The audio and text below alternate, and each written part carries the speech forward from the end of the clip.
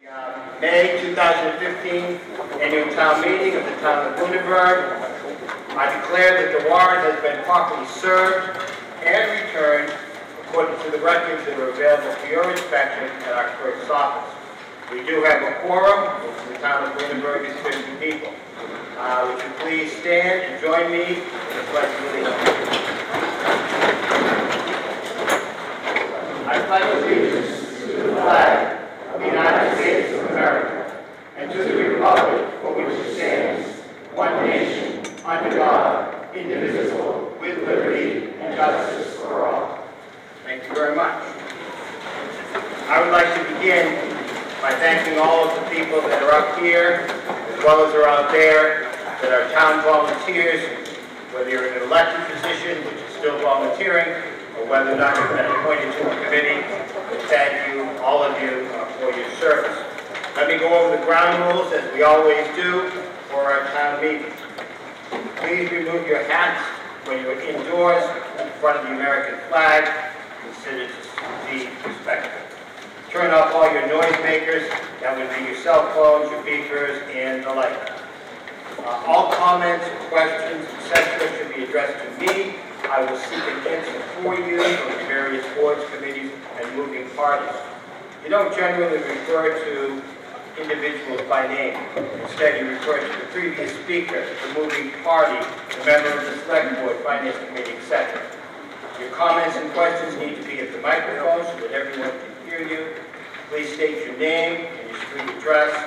The selectmen of the finance committee may remain in their seats when they present their motions, but if they wish to be recognized thereafter, they'll need to raise their hand as well and be called upon. I'll try to get to everybody who is in line to speak in order. However, at my discretion, I may interrupt that sequencing in order to call on the boards, the town managers, etc. If you have a physical limitation and you're not able to get to the microphone, someone may pass it for you, to you, so that you may speak. The only time anybody can just stand and address the board, the body, will be if there's a serious procedural issue and they wish to call something out to me about that. A moving party will be allowed to speak first. They'll be given adequate time to present on the article. Thereafter, the speaker's questions, try to keep it brief. Try to keep your comments and questions to somewhere around 2 minutes.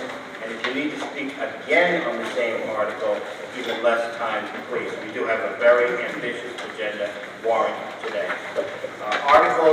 Amendments to articles that are more than just simple changes must be in writing. There are forms at each and every one of the microphones. Moving the question, which always comes up, which is the cutting off of the debate, must be done by a 2/3 majority. I have the authority to say I'm not ready to move the question if there are a lot of people that are still ready to speak on a particular issue. It's important that we have a balanced budget when we finish the meeting today. We will hold up on getting our funding from the state if we don't. So if you want to move money from one line item to another line item, then you need to let us know where you see money coming from in order to fund an article that you're looking to fund. Every article or motion is first put to a voice vote. I'll declare if it is carried by a simple majority or by a 2/3 if so required. If you don't agree with me, 7 people will stand and simply say, I doubt it. And then we will have a hand count. Hand counts are done by your cards. Mine happens to be like the Irish, almost Irish green. Reconsideration is when you ask that the article, if you thought the vote was very close, be reconsidered for vote. Anybody can ask that it be reconsidered, whether you're on the winning side or the losing side. But I will not allow something to be reconsidered if there's been a large change in the body of the town meeting or a lot of time has passed so that there's a lot of different voters who are here at that point in time. Guests to the meeting that are not allowed to vote but may be allowed to speak or listen or participate will be here on my right, on your left, in that area, and I believe they all have a tag that says that they are guests. This town conducts its meeting by the town meeting time. It's a book that is available to you at the library to read or to purchase. It's similar to Robert's Rules of Order. There are some differences, but if you wish to ever see the procedure that we follow through, you may read that. Usually, and I assume the body, unless I hear differently, will agree that we can post long-worded articles on the board, on the walls. There are handouts, that if there are slight changes that have come up since the warrant has been posted. If anybody has a problem with that, please let me know, but I don't hear any usually, and I haven't heard any yet this morning. We want you to be comfortable. Please feel free to have your food, your drinks. Later we will be having lunch, and so I hope that you will pick up your own trash and take it out. We do have refreshments that are available in the lobby this morning. We have the coffee and the donuts, etc., from the Lunenburg Women's Club. The organization has contributed to our community and the greater good for over 100 years, 102 they tell me. The proceeds from today's sales will support scholarships for our Lunenburg High School graduating seniors, who are going on to colleges and universities. They will be having a bag lunch. It will be available sometime at lunchtime-ish, whenever we think it's a good time in our warrant, in order to be able to break then, have some nourishment, go outside. I heard it might be good weather today. I'm not sure. Maybe that's why we have so few people here this morning. But at that point in time, we'll take a break, have lunch. They have lunches available for you to purchase. At this point in time, I believe we are ready to begin, and I'll call on Mr. Alonso for Article 1.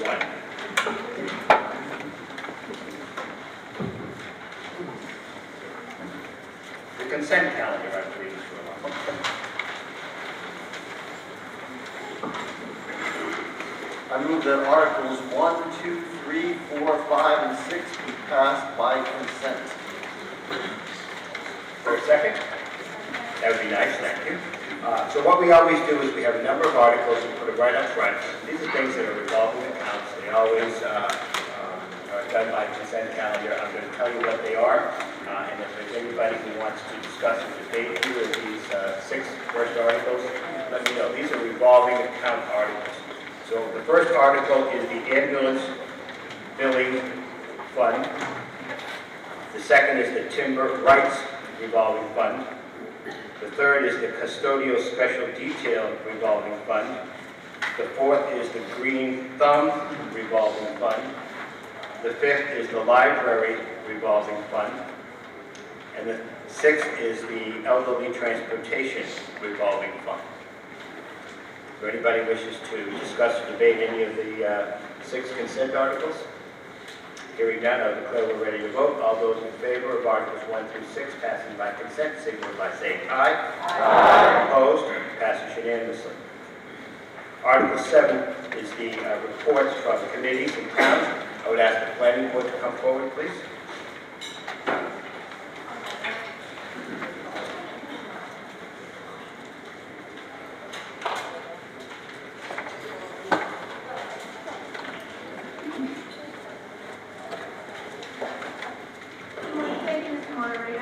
Get up close and personal there.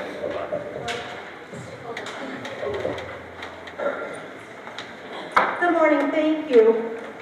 Thank you, Board of Selectmen, for letting us have the microphone. Thank you, Tom, moderator. Today is a very special day for us here at the Planning Board. I've been on the Planning Board now for 9 years, going on my 10th.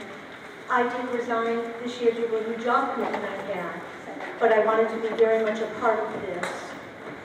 Today is a very special day for the Planning Board, the town of Lunenburg, and Marion Benson. I've known Marion since I was 16 years old. I'm now 49, May 16th. It's a national holiday, every time. But I will be 49, and I've known Marion since I was 16 years old.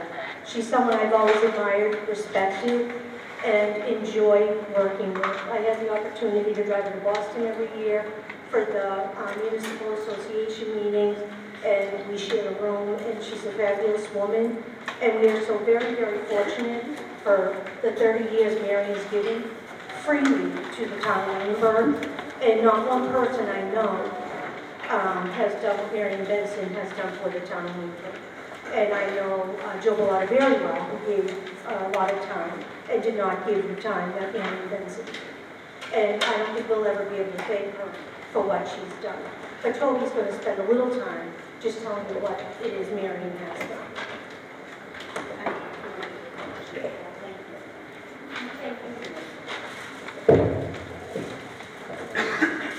hear me okay?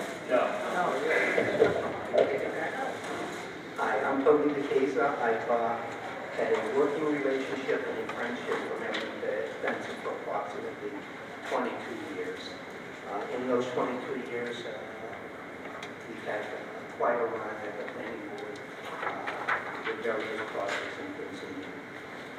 Today, I think over the, if I recall, it's about 35 years of public service to the community of Lunenburg that Marion has provided.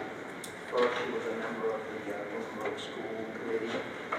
She was a member of the Lunenburg School Committee, and since 1983, if I'm not mistaken, according to Kathy Herrick, is that she's been involved with the planning board.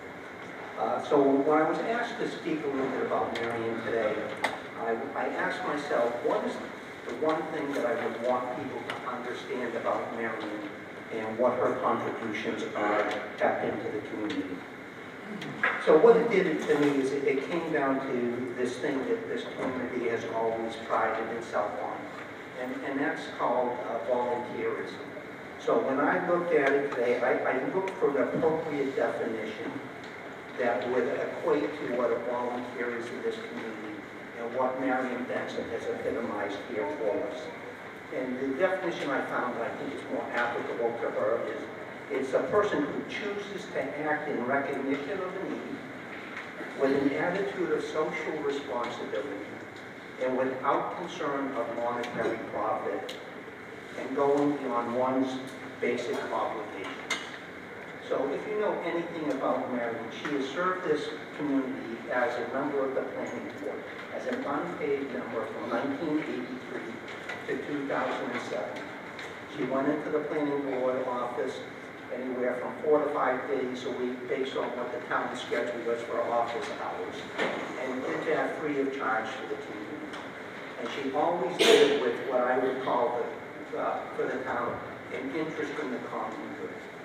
And through that, she had to do that with a strength of character.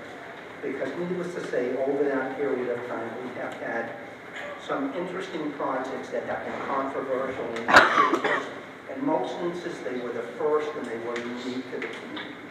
An example of those projects would be the Woodlands. It was the first condominium project to come to the community. Needless to say, it was a change in the type of housing that was in the community, so there was a lot of controversy as to whether or not it was appropriate to a rural character of the condominium. Needless to say, we had our first major commercial project, which is, we all call it the Walmart project, but if you really look at that hill, that's Walmart and Hannaford. So it wasn't one commercial entity that brought it down and helped that tax base, and hopefully remove a little bit of the burden to the residential taxpayer. Then, needless to say, we had the village of Flathead. It was initially proposed as a 135 single-family subdivision that ultimately got narrowed down to a 47-lot exclusive use area condominium type development. Then, because of as I talked earlier about the common good, the state and I think all people deserve a place to live. So we introduced into the community the first 40R development of Tri-Town Land, which is a affordable housing project that brings some affordable housing to the community. So through her efforts and along with the planning board, she helped lead the charge to bring that together.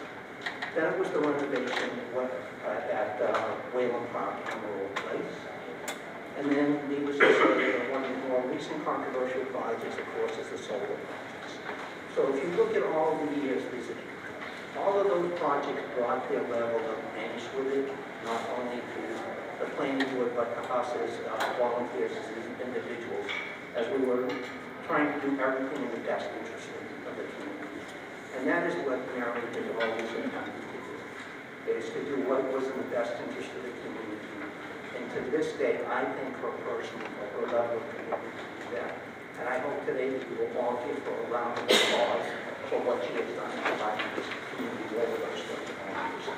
Thank you.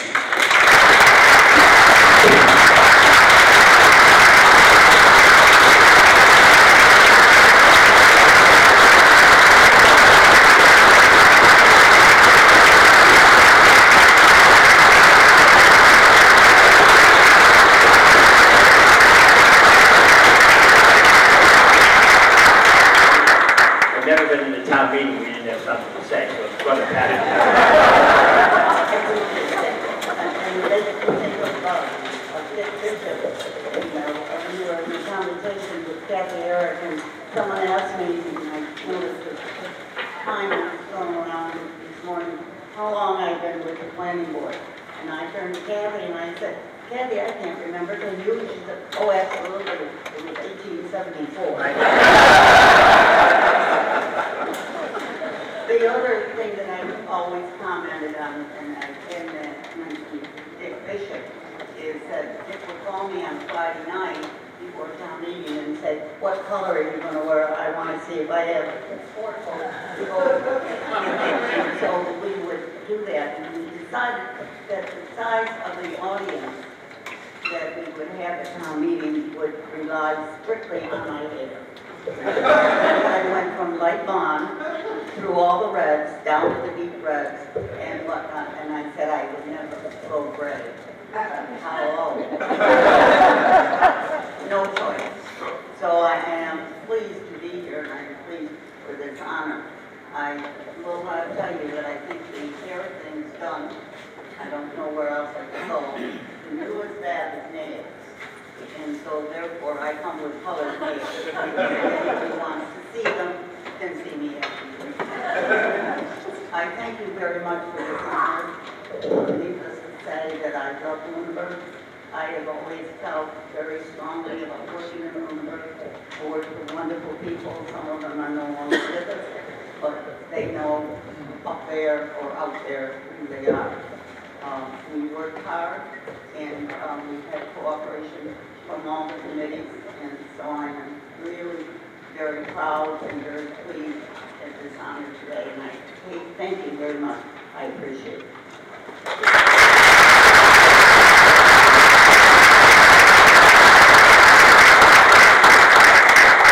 No matter what color your hair is, you're a very beautiful woman.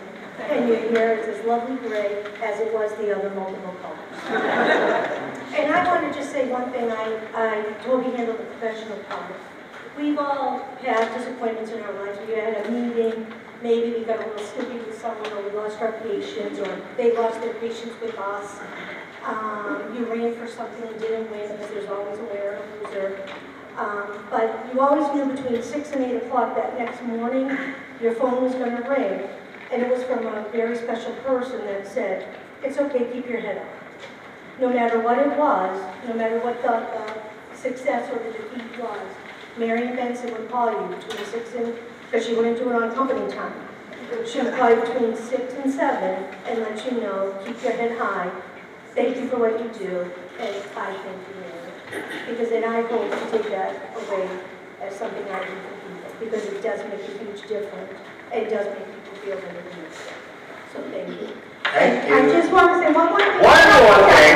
I have more here when we start. The planning board is working with the Board of Selectmen, and what we're looking to do is the conference room at the Ritter Building. We're looking to name that, if you will. I want to read it correctly. The Marion Benson Meeting Room. So we do need a picture. You can pick whatever hair color you want to utilize to have up here in the room, but we do need a picture, and we are going to name that conference room after you because you were the first planning director in the town of Lunenburg, so that does come with some history. So thank you.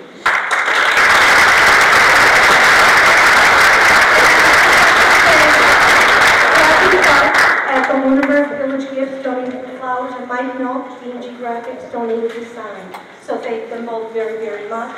And I thank Marion's family. I was hoping Brianna would come because I know that is the love of her life. And she would have been so proud to see her grandmother and be able to take that away. So thank you. And thank you all for having me 5 minutes. Thank you, Joanne. Next report under Article 7 is from Steve Walker and the PAC. Mr. Walker.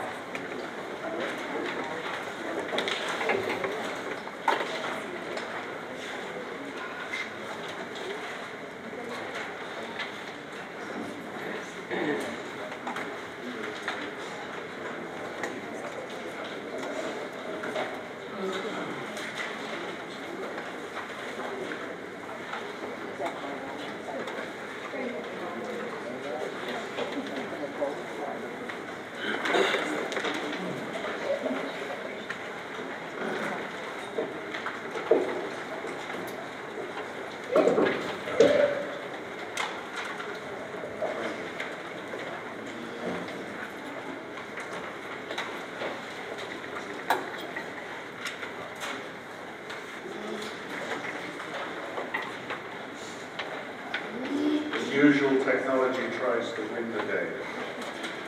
I'm Steve Walker with the Public Access Cable Committee. I was asked to talk to you.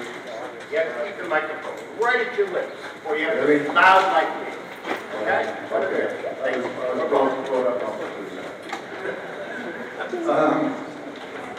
So, in brief, which I was told to keep it, PAC, the Public Access Cable Committee, is responsible for the content on channels 8 and 9 of the Comcast cable system. They run the bulletin board, there are live recorded meetings and local shows. However, all of this is done without town funds. We do this with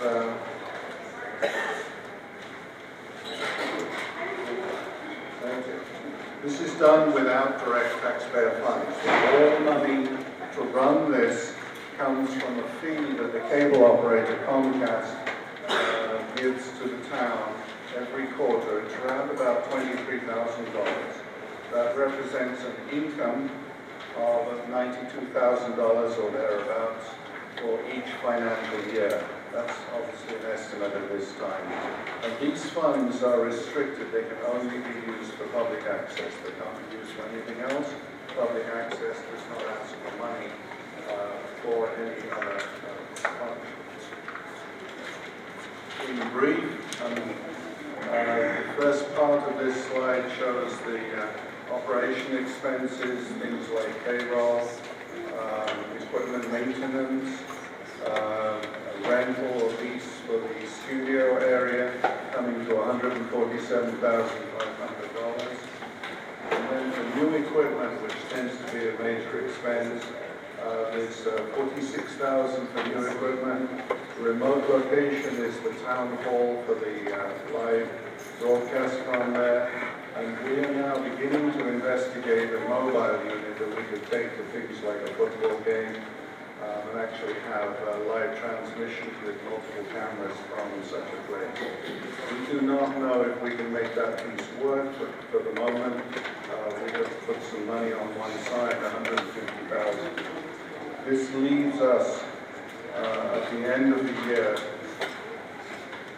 So we have a starting balance for financial year 16 of $300,000, expected income of $92,000, expenses including the mobile unit would be $364,000 and would leave us an ending balance of $28,862 approximately. Anything else? Thank you very much.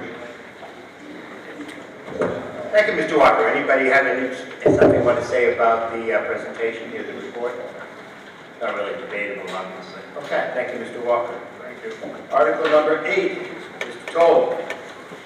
I move that the town vote to raise and appropriate the sum of $1,782 for payment of prior year expenses. Is there a second? Selectmen, your recommendation. Selectmen recommend approval. Finance Committee. Finance Committee recommends approval. Because this is prior year expenses, this requires a 4/5 majority. Seeing no one at the microphone, I'll declare we're ready to vote. All those in favor, please signify by saying aye. Aye. Opposed? Passes unanimously. Article number 9, Mr. Eversole. Mr. Moderator, this relates to the green sheet that was handed out at the front desk. I move that the town vote to transfer and appropriate funds as detailed on the green sheet fiscal 15 budget adjustment. Is there a second? Second.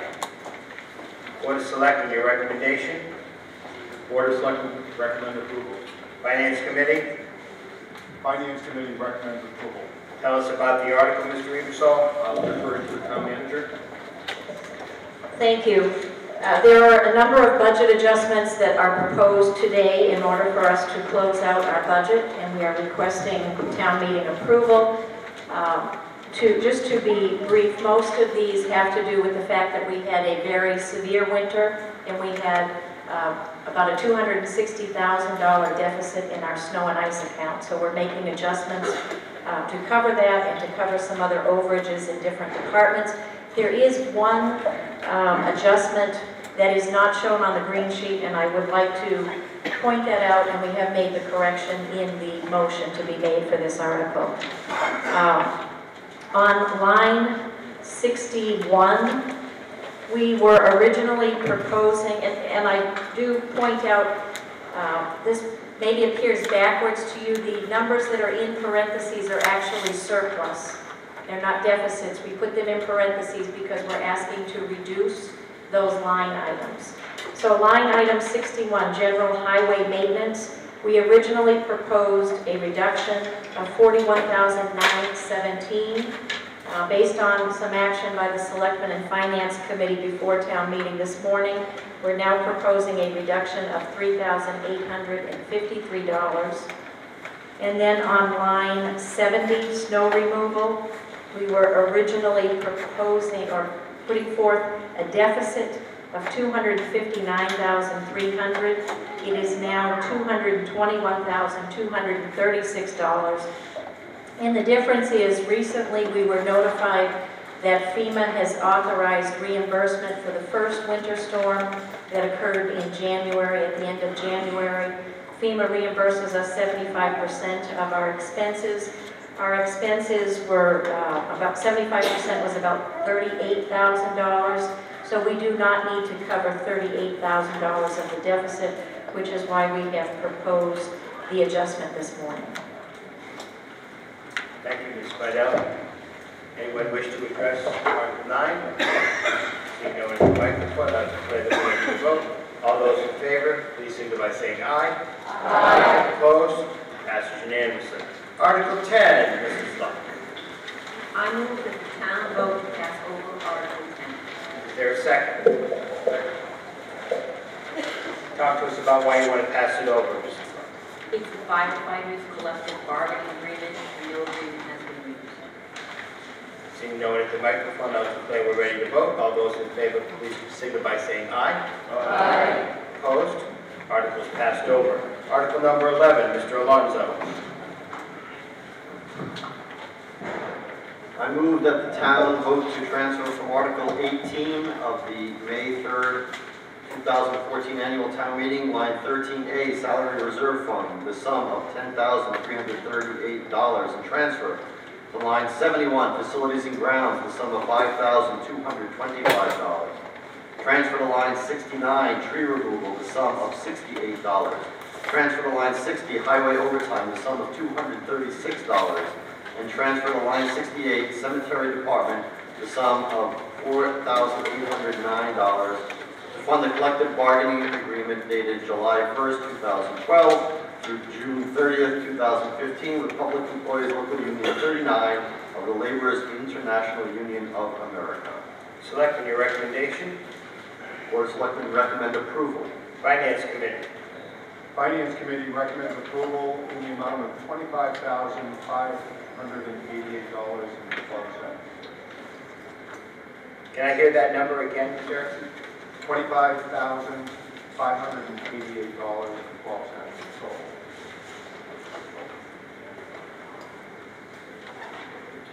Is that what the total was of the article that Mr. Alonso read?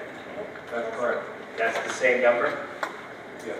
That is the total cost of the contract. There's part of it will be funded through an existing appropriation, and I think what Mr. Alonso read was the additional appropriation. Okay. So, Finance Committee is recommending approval of what Mr. Alonso read, Mr. Erickson? Yes, that's correct. Thank you. Anyone want to address this article, Mr. Alonso? It's just the DPW employees collective bargaining agreement that we reached an agreement upon this year. Okay. Seeing no one at the microphone, I'll declare we're ready to vote. All those in favor of Article 11, please signify by saying aye. Aye. Opposed? Passes unanimously. Article 12, Mrs. Bertram. I move that the town vote to transfer from Article 18 of the May 3rd, 2014 annual town meeting, line 13A, salary reserve fund, the sum of $3,000, and transfer to line 39, police department, the sum of $3,000, to fund the police officers' collective bargaining agreement dated July 1st, 2013 through June 30th, 2016. Selectmen, your recommendation? The board recommends approval. Finance Committee? The Finance Committee has not yet any recommendation on this, so I'll ask the members if there's any discussion. Do I have a motion to recommend approval? And a second? Those in favor? Aye. Anyone opposed? None. I can't hear you that well, Mr. Erickson. Finance Committee recommends approval. Thank you. Mrs. Bertram, pardon? Mrs. Herrick, would you like to ask me a question? Did I ask for a second? Well, let me ask. Is there a second on Mrs. Bertram's motion? Second. There's a second. Thank you, Mrs. Herrick, for keeping me in track. Okay, Select and Finance have made their recommendations. You want to say anything about the article, Mrs. Bertram? This is the collective bargaining agreement that's been reached with the police. Okay. Anyone at the microphone? I see none. All those in favor of Article 12, please signify by saying aye. Aye. Opposed? Passes unanimously. Article 13, Mr. Toll. I move that the town vote to transfer from Article 18 of the 5/3/14 annual town meeting, line 13A, salary reserve fund, the sum of $8,852, and to transfer to line 19, Selectmen's Administration, the sum of $12, transfer to line 23, Town Accountant, the sum of $426, transfer to line 28, Assessor's Administration, the sum of $859, transfer to line 24, Treasurer's Administration, the sum of $319, transfer to line 26, Tax Collector's Administration, the sum of $434, transfer to line 32, Town Clerk's Administration, the sum of $374, transfer to line 37, Conservation Commission, the sum of $463, transfer to line 35, Planning Board, the sum of $604, transfer to line 36, Zoning Board of Appeals, the sum of $12, transfer to line 39, Police Department, the sum of $738, transfer to line 50, Building Inspection, the sum of $658, transfer to line 59, Highway Labor, the sum of $600, transfer to line 54, Board of Health, the sum of $463, transfer to line 74, Council on Aging, the sum of $580, and transfer to line 82, Lunenburg Public Library, the sum of $2,310 to fund the first year of the fiscal year 15, fiscal year 16, fiscal year 17 collective bargaining agreement dated July 1, 2014 to June 30, 2017 with AFSCME Council 93 Municipal Employees Union. Thank you. Is there a second? Second. Selectmen, your recommendation. Board of Selectmen recommends approval. Finance Committee. Finance Committee recommends approval. Thank you. Anything you need to tell us about this agreement, Mr. Toll? This is the collective bargaining agreement with AFSCME. Seeing no one at the microphone, I'll declare we're ready to vote. All those in favor, please signify by saying aye. Aye. Opposed? Passes unanimously. Number 14, Mr. Toll, Capital Planning. I move that the town vote to raise and appropriate the sum of $511,525.36 and to transfer the sum of $43,624 from Article 14 of the May 3rd, 2014 annual town meeting and $7,036.86 from Article 4 of the November 15, 2005 special town meeting and $4,411.88 from Article 3 of the May 1st, 2010 annual town meeting and $346 from Article 19 of the May 7th, 2011 annual town meeting and $7,304.47 from Article 16 of the May 5th, 2012 annual town meeting and $4,561.43 from Article 14 of the May 4th, 2013 annual town meeting and borrow the sum of $222,768 for a total appropriation of $801,578 to fund the fiscal year 16 capital plan as appearing in the capital planning report. Is there a second? Second. Selectmen, your recommendation. The Board of Selectmen recommends approval of $1,114,152. Which is not the number that you just read. Is that what all of that totals up to? Mrs. Vidal? Well, let me get, FinCom, what is your recommendation if you have one at this time?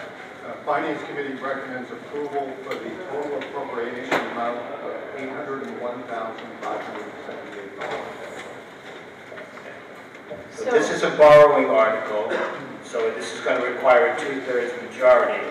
And I believe that Mr. Cole and Ms. Vidal are going to make a presentation, but I need to understand why the number that Mr. Toll gave us and the number Mr. Erickson gave us is different, so if someone can explain that. I can do that. Excellent. The amount requested for appropriation under this article is $801,578. The difference is in the capital plan, there is $250,000 that is for the pavement management plan that is being appropriated under Article 15, the operating budget. Someone going to make a presentation on the capital plan. Yes, I am, Mr. Moderator. The various town departments requested as part of the capital planning process $1,764,610 this year. After due diligence of the capital planning committee, the capital planning committee recommended that we appropriate $801,578 funded in 4 ways. I'm sorry, $1,051,000. $1,051,578,000 appropriated in 4 different ways. So the $1,051 is on the bottom. It's the lowest number on the chart on the wall. The 4 different funding sources consist of the first one, which is the article, the motion that I just made, recuperating prior year's appropriations for capital expenditures that were not spent. The second item is the request for the appropriation of $511,526.36 in cash. The third funding source would be $222,768 in borrowing. And finally, the reference that Ms. Town Manager referenced is $250,000, which are part of the pavement management program. And while considered capital expenditures are recurring expenses and accounted for in the operating budget, which would be taken up in Article 15. Thank you, Mr. Toll. Anyone wish to comment or ask questions about the capital plan? Seeing no one at the microphone, well, you have to stand up, Mr. Rogers. It's been a while since you've been here, so you don't know the whole new procedures. Thank you. Stand at the microphone. We're glad to see you. Thank you. Awfully nice of you to make me note of that. So now what you do is you tell us your name and where you live, Mr. Rogers. All right, thank you. My name is Dave Rogers, and I live at 82 Highland Street in the beautiful town of Lunenburg, Massachusetts. Next. HVAC management system. What is that for? Where is it? That was a kind of a late entry, if you will. It is at the library, and it is a result of some of the damages that were done recently. It is an overhaul to the air conditioning and heating system in the library. Thank you. The borrowing. We're going to borrow $222,768. Could someone tell us the relative terms of that borrowing? Ms. Vidal. So we have 2 items that are proposed for borrowing, the 6-wheel dump and sander and the street sweeper. We are going to amortize that over 3 years.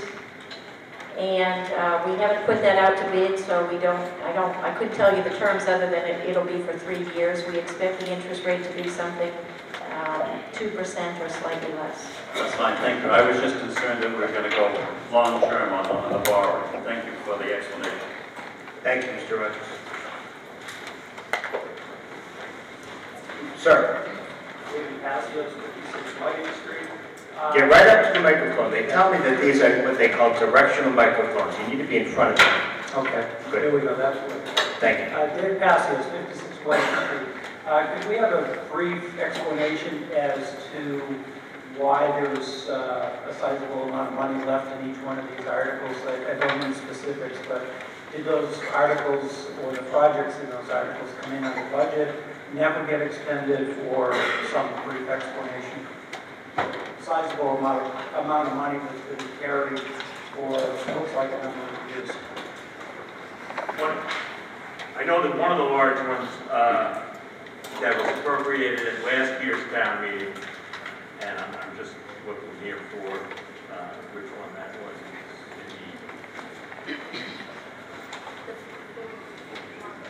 $42,000 was in fact an appropriation that we made last year for carpeting in the library. And two things happened. One, as a result of the water damage recently, it was felt that it was more important to address the HVAC, and we put the carpeting off for bid. The other was in the process of actually getting bid for the carpeting, it came to light that the expense required to move and store temporarily the books while the carpeting was replaced and then put them back where they belong was a considerable expense. And the capital planning committee felt that we wanted to take that into further consideration and perhaps put that out on a somewhat longer time frame. Some of the other ones were small amounts where the original appropriation was expended, but not to the full amount that was appropriated.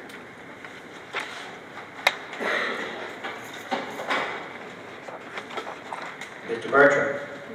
Melvin Bertram, 312 Townsend Harbor Road. This HVAC system is for the new library. Can I just ask, is that an expected life expectancy of this system, or is there a reason we're upgrading and replacing that?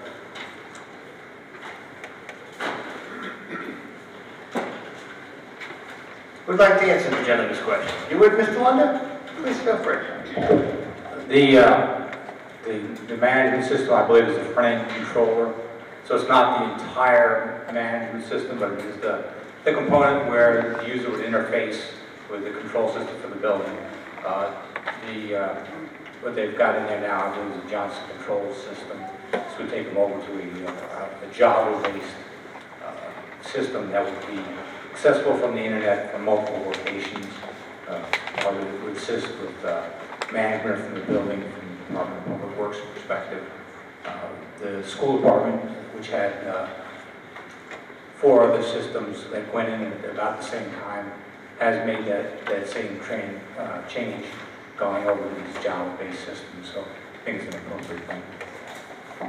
Stay right there, Mr. London. Looks like a follow-up. Is this system the root cause for the problem we had with the freeze-up over the winter? Is this going to solve that problem? Do we know that? I see Mrs. Raboy from the library. Maybe she's got some ideas.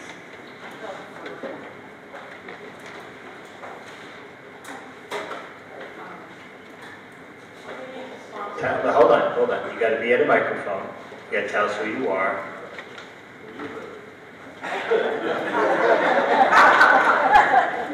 Jeannie LeBlanc, Chair, United Recreation Chair of Trustees. I'd like to confirm the answer and give it off to our Director of the Library. Sure. Come on up, Director. Such a nice title, Director. My name is Martha Moore, and I live in Lancaster. I am the Director of the Public Library here in town, happily. What happened this winter was related to 2 things that are on this capital plan adjustment, capital improvement plan, both 12 and 13. We have been having problems with the burner in that building long before I got there, and I've been there almost 4 years. And it's been, band-aid this way, that way. And this winter, what happened was the burner went out. There's no way to tell that the burner went out until somebody physically comes to the building, which the DPW has done religiously. Somebody from the DPW comes every morning, weekends, holidays, 7 o'clock in the morning to make sure the burner was running. If it wasn't running, he'd get it going again. Unfortunately, on one of those lovely nights we had this winter, where it was really below freezing, the heating coils in the ceiling throughout the building froze. And as they're up in the ceilings, you can't see them. It walked the DPW guy, came in, started the burner up, got things warming up, and when it warmed up, the heating coils went from frozen to bursting throughout the building. So the HVAC management system, the new one, will put us in line with the rest of the departments in town. And the key thing, for me anyway, and I'm sure for DPW, is that the building will be able to be managed, heating and the HVAC aspect of it, from remote locations, from home.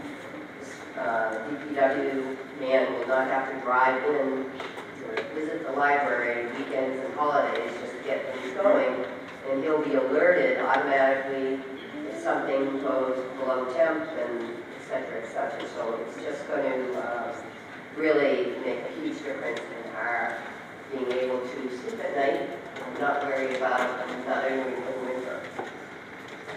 Okay, any other questions? So this has been a chronic historical problem. Was it a problem with the manufacturer? Was it a problem with the installation? Have we gone after the contractor for this? I wasn't here then as well, but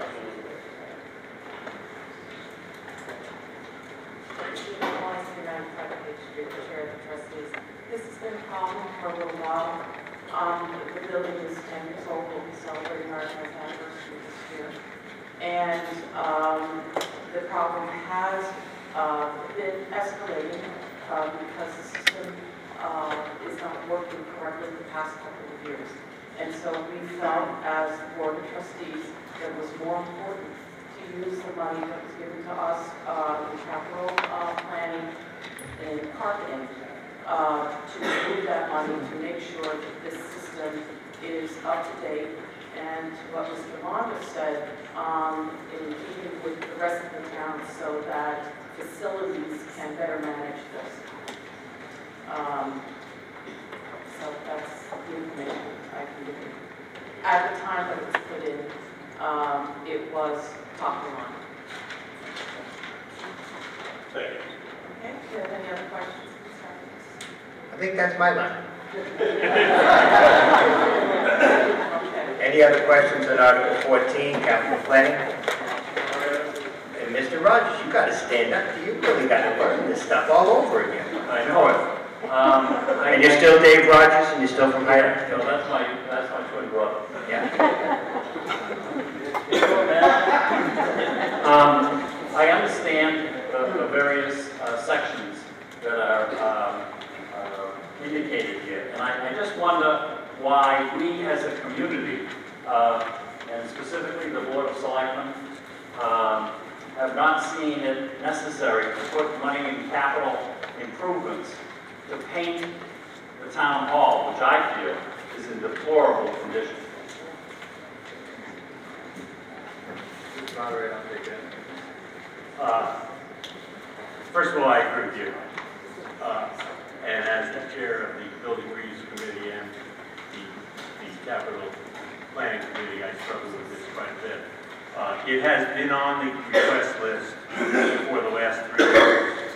It actually made the list this year and was taken off at the last minute. And one of the reasons is that the imminent reuse and/or reconstruction and/or rehabilitation of Town Hall has always been on the horizon. Now, I understand that this is the 4th year we're saying that, and quite candidly, I'm embarrassed about that, but it is what it is.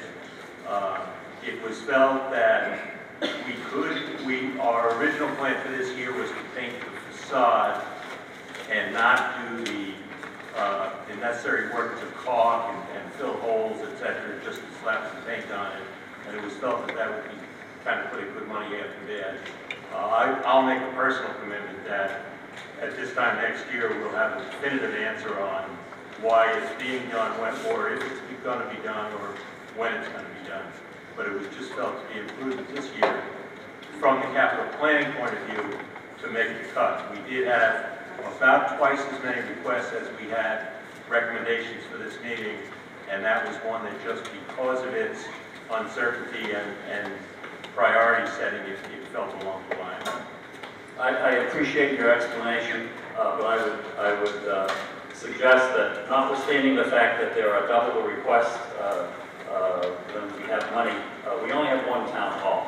And I take your commitment, and I appreciate your commitment. And I hope that the other folks that are involved in the capital improvement plan will see the benefit of doing something to our town hall. It's right in the center, and obviously I don't have to say any more. It's like preaching to the choir. So thank you for your explanation. Thank you, Mr. Williams. Passios. Mr. Moderator, still Dave Passios, 56 White Street. I still don't feel that I've got a complete answer to my original question. My point is specifically the $7,000 that's been held for what appears to be the last 10 years. I understand the fiscal year doesn't necessarily line up with 2005, but in the years of so-called bare bones budgets, we've had $7,000 sitting in accounts. And I know that we're looking at dealing with that in many other areas. I'm just wondering if we could possibly get an answer from the town manager where she manages all these funds as to why that was carried for so long and not applied to some other project. Well, let's get you an answer, Mr. Passios, from the numbers lady.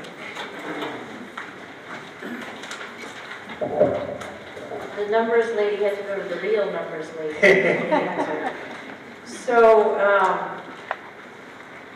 let's see.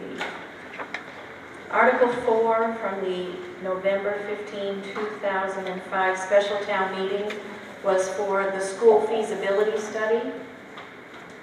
And I think as we look through the books every year and we look to clean things up, and we knew we were past the school feasibility phase of the project, it was time to bring this forward to reappropriate. I think he asked about one that was earlier than that. Well, the $7,036.86 is the school feasibility study. All set, Mr. Passios? Come on up, all set?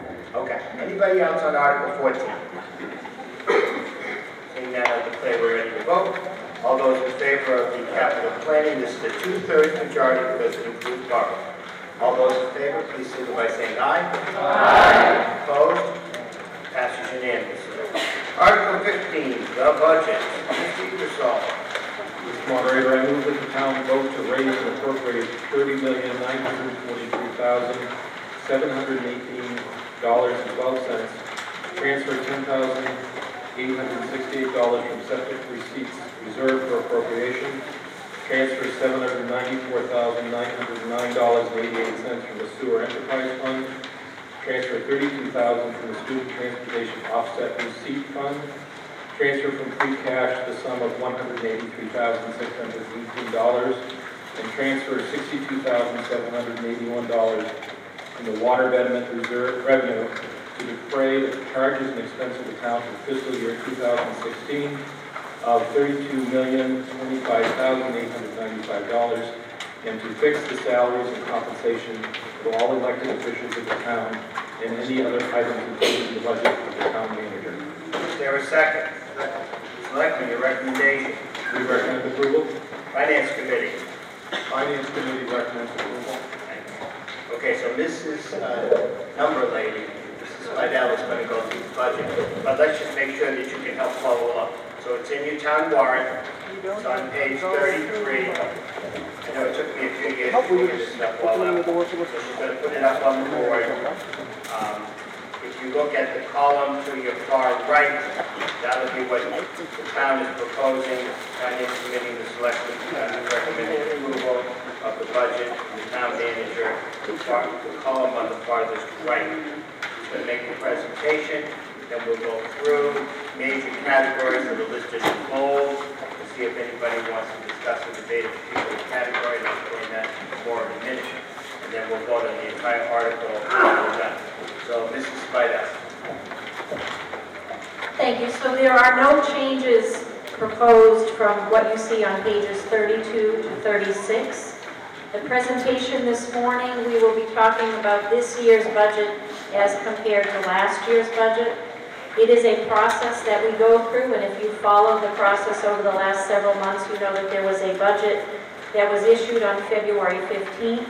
and there are some changes to that. And if you followed the process and you're curious about what the changes are between the February 15th version and the current version, you can find those on the yellow sheet that was handed out at the front of the meeting room. So the process of putting the budget together really begins in the fall, and we begin our process with the financial forecast. And the financial forecast is an opportunity to consider several assumptions relative to revenue and expenditure. Typically with expenditure, we're looking at wanting to fund the same level of services in the next year as this year, or sometimes we're looking at increasing those services. So we put both revenue and expenditure assumptions together, and that's the beginning point of our budget process.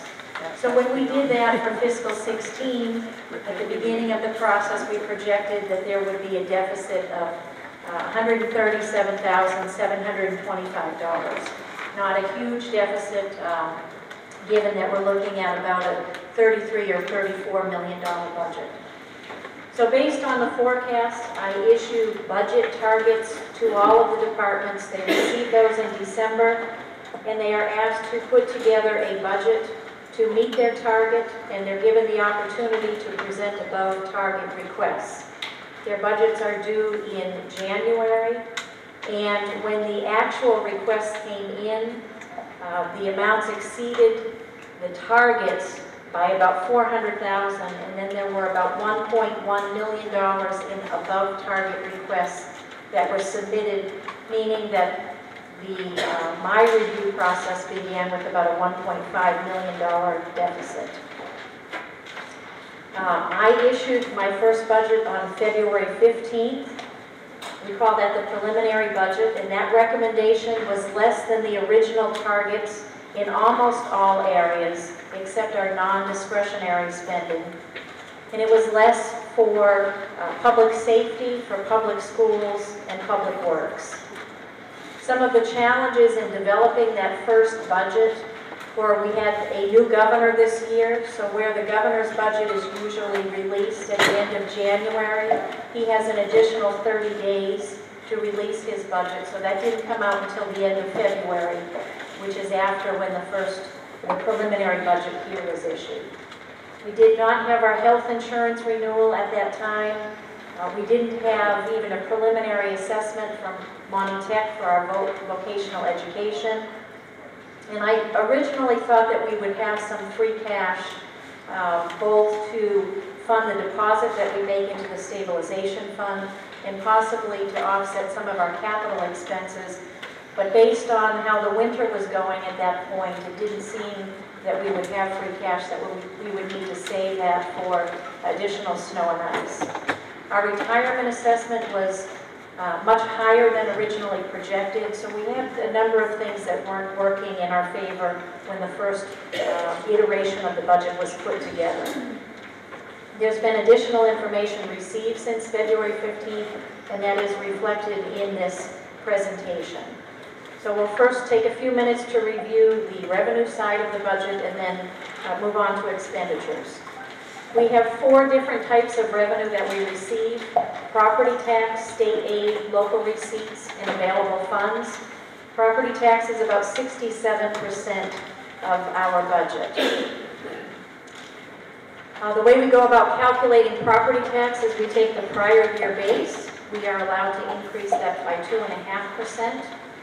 We get an estimate from our Board of Assessors for new growth, and not too long ago, the Board of Assessors advised us that the original projection of $175,000 was actually low, and that we could expect to receive about $320,000. So that was helpful in bridging some of the remaining gaps in the budgets. If we have any overrides, we add those in on top of our 2.5% increase.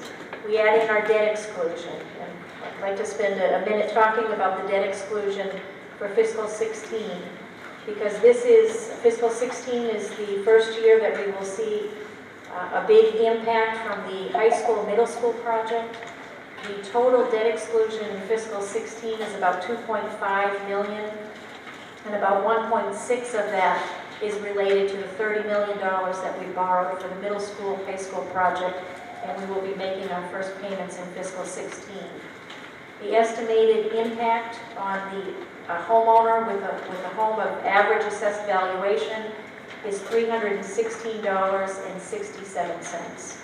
The other $860,000 in excludable debt is for items that we have been financing for a number of years, the primary school, the public safety building, the library, and those types of things. So the overall increase in property tax for fiscal 16 is significant. It's 10.79%. 7.21% of that is for the school. State law requires that we budget 100% collection of property tax. So we expect to collect $23,493,171. In terms of state aid, the governor did issue his budget, and we have included, I increased my estimates for state aid based on the governor's budget.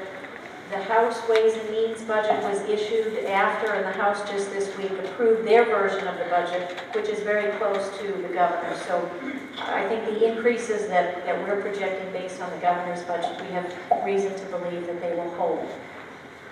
The governor's budget was very favorable to municipalities. There was an overall increase of 2.17%. It did include 40S funding. This is the first time that we will see 40S funding in the budget going forward.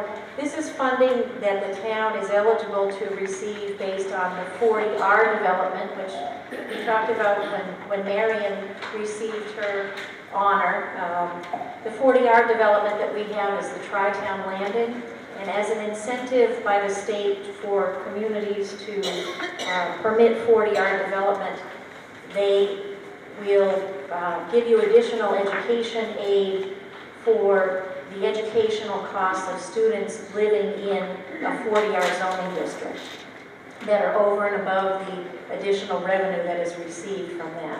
So there is a process that we go through to apply for that. We were successful first in the current fiscal year. We received $183,000 in additional educational aid, but we received it too late in the process for it to be included in the fiscal 15 budget, but we are including it in the fiscal 16 budget. Our Chapter 70, which is our regular education aid from the state, is increased by about $203,000. General government unrestricted aid is increased by 3.6%, or about $34,000, and we will be seeing decreases in both choice receiving tuition reimbursement and school lunch.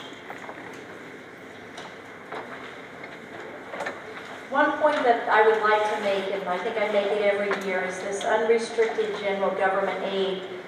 We used to call it lottery aid. This is something that has been cut. It was cut severely in fiscal 2012. In 2016, we will be receiving 30% less than we received in 2009. So this continues to be a disappointment for us. This is a significant amount of aid that we did receive. And actually, if you were to assume a 2.5% increase per year, which we had been receiving up till about fiscal 2012, it's a loss of about $570,000 in state aid. And this is one of the reasons why it's been difficult to fund anything new in the budget going forward. Local receipts, we are projecting an increase of about $241,000 or 9.65%. This is pretty healthy. Local receipts are our motor vehicle excise tax, licenses, permits. They're very dependent upon the economy. Motor vehicle excise tax is the largest component. The first commitment is what we base our estimate on, the first commitment that we received in February. That was up about 5.6%, which is good and healthy. The estimate for increase in fiscal 16 is 4.5%.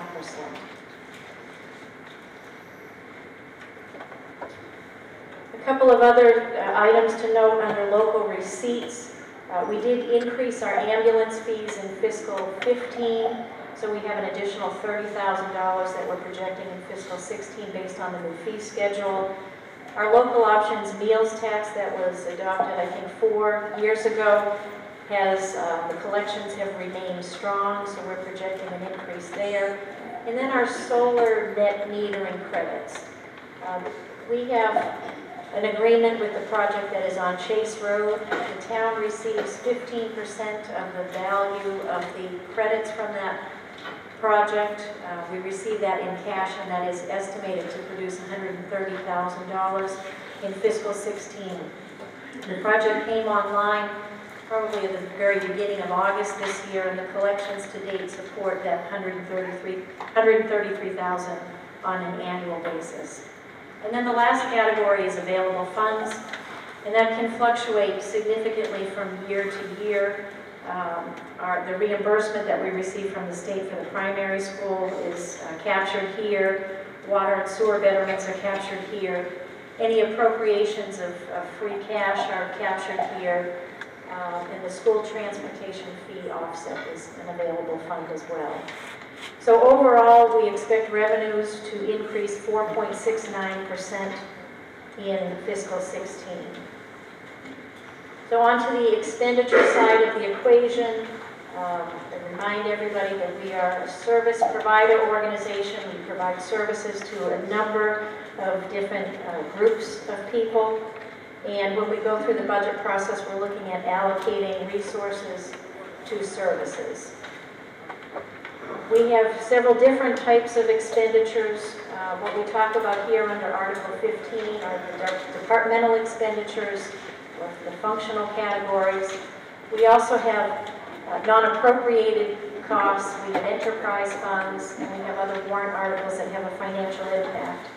And we do have, I think it's the pink sheet that shows all of the spending proposed at town meeting, and you can look at what those dollar amounts are and where the funding comes from. But for Article 15, we're looking at the departmental costs.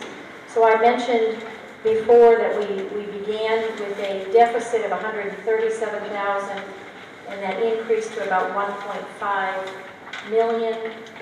Based on some changes in some of those assumptions that we made and some above target requests. And I'll just mention a few of the above target requests. The police department requested funding for 3 additional patrol officers and some additional funding for training and for the desk officer that is the front person at the public safety building. The fire department requested funding for 24-hour-a-day, 7-day-a-week ambulance coverage. Department of Public Works requested some additional money for the snow and ice account for vehicle maintenance. And Lunenburg Public Schools requested $765,000 for additional funding within the school. As I mentioned, my recommendation was below target for all of the non-discretionary categories. This graph shows how we spend our money. 52% of it goes to education, 13% to debt service, 10% to employee benefits, 7% to public safety, 6% to public works, 5% to general government and human services, 5% to non-appropriated, 2% to capital, and then some small miscellaneous accounts. So when I look at the budget, I break it up into 3 different types of spending: non-discretionary, less discretionary, and discretionary. Non-discretionary represents 27.55% of the budget. These are for things that we don't have any discretion. We have to pay this regardless of anything: debt service, insurances, retirement assessments, and cherry sheet charges, which are services that the state provides to us that they charge an assessment. And about 62% of our budget, there's some discretion, and these are for the categories of education, public safety, Department of Public Works. And then the smallest portion of our budget, about 10.5%, is discretionary spending. So some of the things that DPW does, our road maintenance program, we have discretion over that. Our library and our senior center and our administrative and land use offices. Our non-discretionary expenditures, we talked about this a little bit under property tax. The additional expenses to debt service in fiscal 16 are for the fiscal 15 capital for the purchase of the Lane property and a fire truck. That was a net increase in our debt service budget of $116,000. We mentioned the $30 million that we're financing for the school project. The graph below shows that $4.557 million in debt service and the funding sources or the offsets for that. So 2.5 is exempt debt. So we have an amount paid by sewer betterments, by water betterments, by septic receipts, by the school building authority. And then the bottom line is the net impact to the general fund. So you can see in fiscal 16, debt service that affects the general operating budget is being increased from $565,000 to $695,000.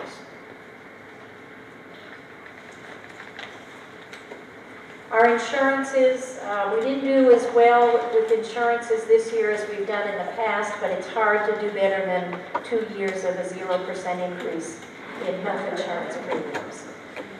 This year we have a significant increase of 10.11%. We originally expected about 7 because of our claims experience and loss ratios. It's 10.11% or $160,507. Even with this increase, the town will be spending less on health insurance than it did in fiscal 11. And this is due to all of the successful negotiations between the Board of Health, the Board of Selectmen and the Public Employees Committee. We've made a number of changes to our health insurance offerings, implemented some co-pays, and that has resulted in significant savings. So even though we see this big increase, I'm proud to say it's less than we will be spending what we spent back in fiscal 11. We will see a 2.5% increase in our general liability and workers' compensation. And then our retirement assessment is up significantly, 18.58%, or about $155,000. This is $82,000 higher than originally forecasted. It does include one additional disability retirement in new retirements. And I do expect fiscal 17 that we will also see a significant increase in our retirement assessment because we will have to manage the inclusion of tutors from the school department into the assessment. But hopefully in fiscal 18 and thereafter, we will go back to what we would traditionally see for an increase in retirement assessment, which is about 8%. So education is the first of our less discretionary expenditures. I mentioned when we put the budget together originally, we did not have a preliminary assessment from Monty Tech. When that was received, we actually received the final. We have 7 additional students that will be attending Monty Tech that we have to fund their education. But the fiscal 2016 Monty Tech budget is at minimum spending.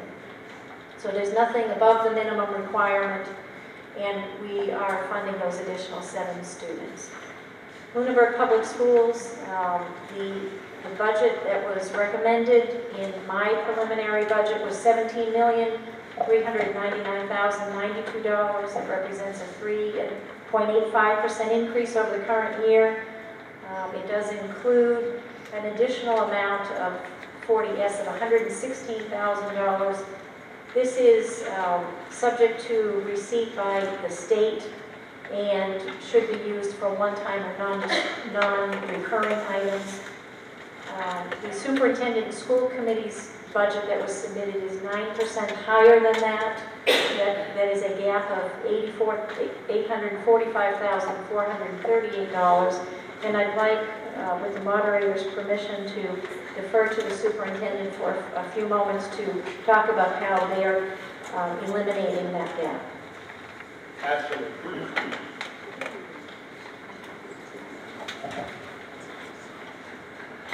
Thank you, Mr. Moderator.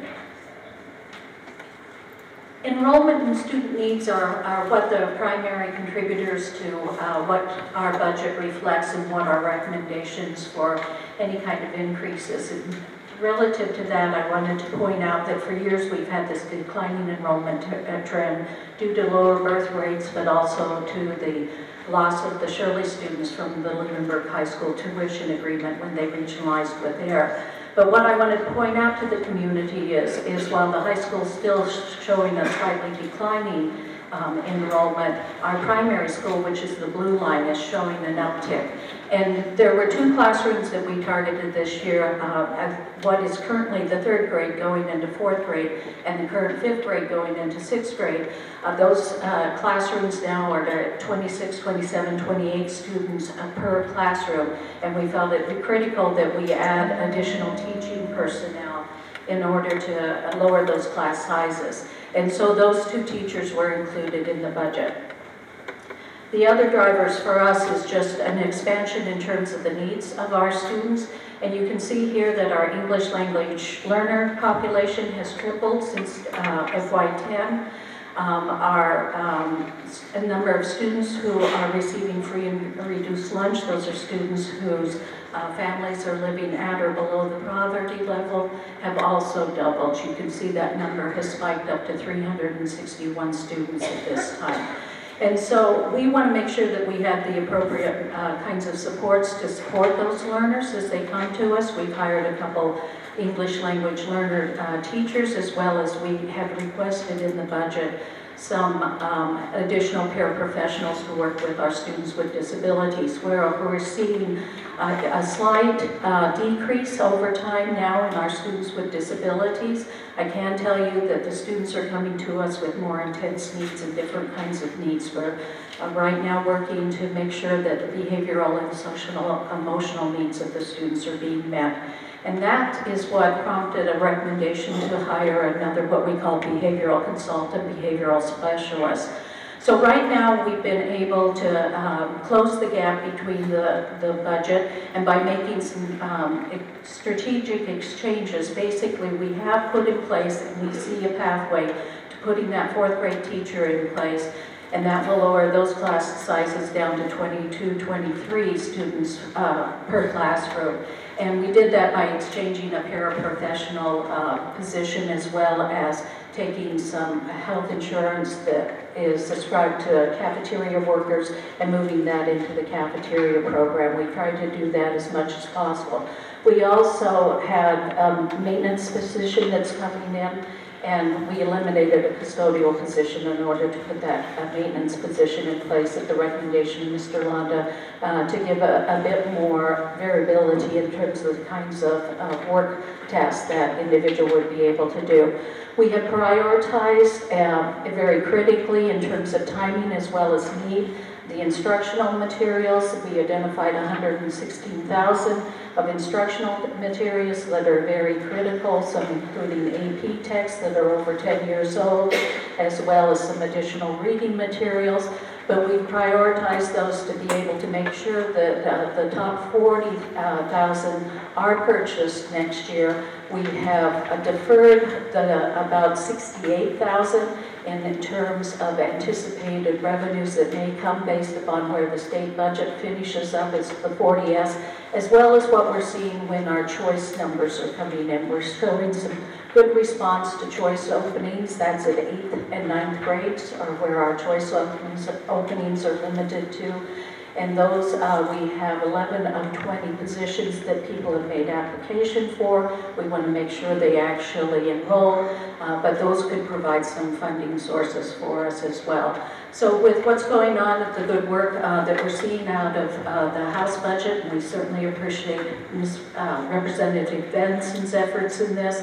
The 40S money continues to be an option, as well as some increase in special education funds, and hopefully the restoration of the kindergarten grant. That will allow us to move forward with hiring that second teacher if that kindergarten grant is put back in, and we will continue to look for opportunities to put in place that behavioral consultant, as well as paraprofessionals that may be needed in order to support students in the classrooms. So I commend to you the work of our teachers and our students. They make you proud every day in the work that they do, and we appreciate all the support that the community has given our students, and had a wonderful topping off ceremony recently, and I hope you're following that project as well as it moves forward. Thank you.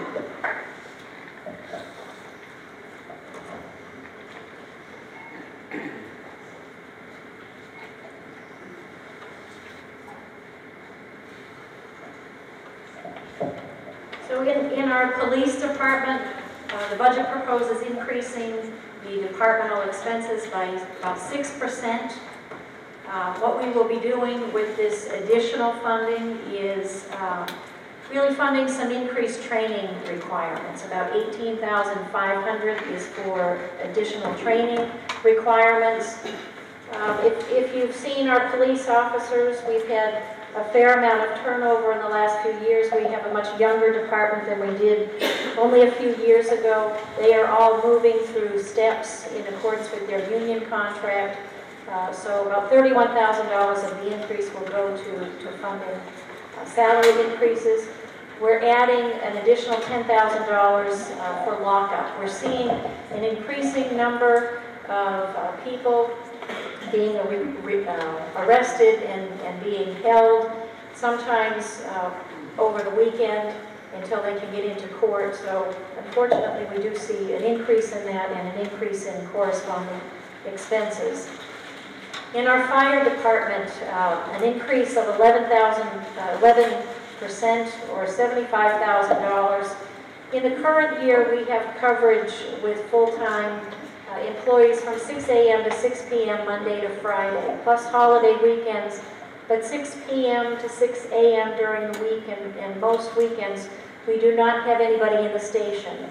And that means if you call for service overnight or on the weekends, you're waiting for somebody to respond to the station to get the equipment they need, the ambulance or the truck, to respond to your call.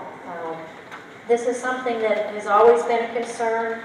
The National Fire Protection Association and the American Heart Association recommends that public safety personnel, ambulance, EMTs or paramedics be on the scene within 4 minutes of the call to have the highest success in treating the call. I originally thought in the target budget that we would have funding sufficient to have ambulance coverage 24 hours a day, 7 days a week. That didn't happen, but one thing that we are able to do as a result of that new growth that we were made aware of late in the process is to put some of that funding to the fire department, to the ambulance.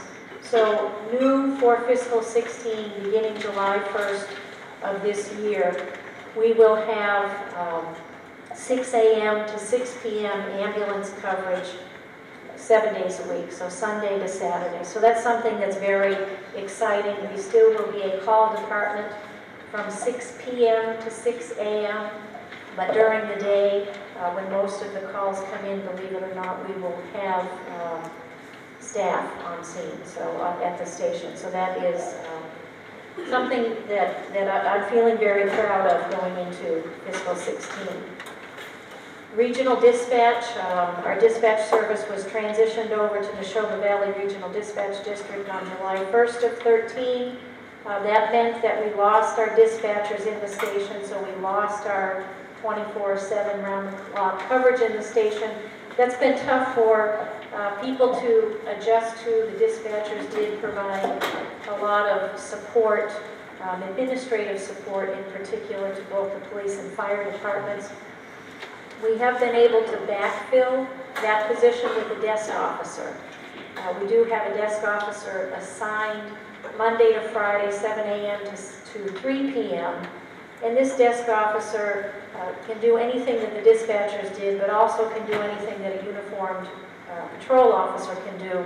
And so that's been very helpful.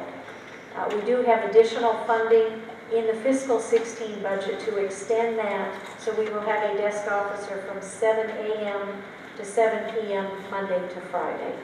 The desk officer can also monitor lockup. This is something that the dispatchers couldn't do, so if we do have somebody who's been arrested and we're holding the desk officer because he or she is a uniformed police officer, can monitor lockup.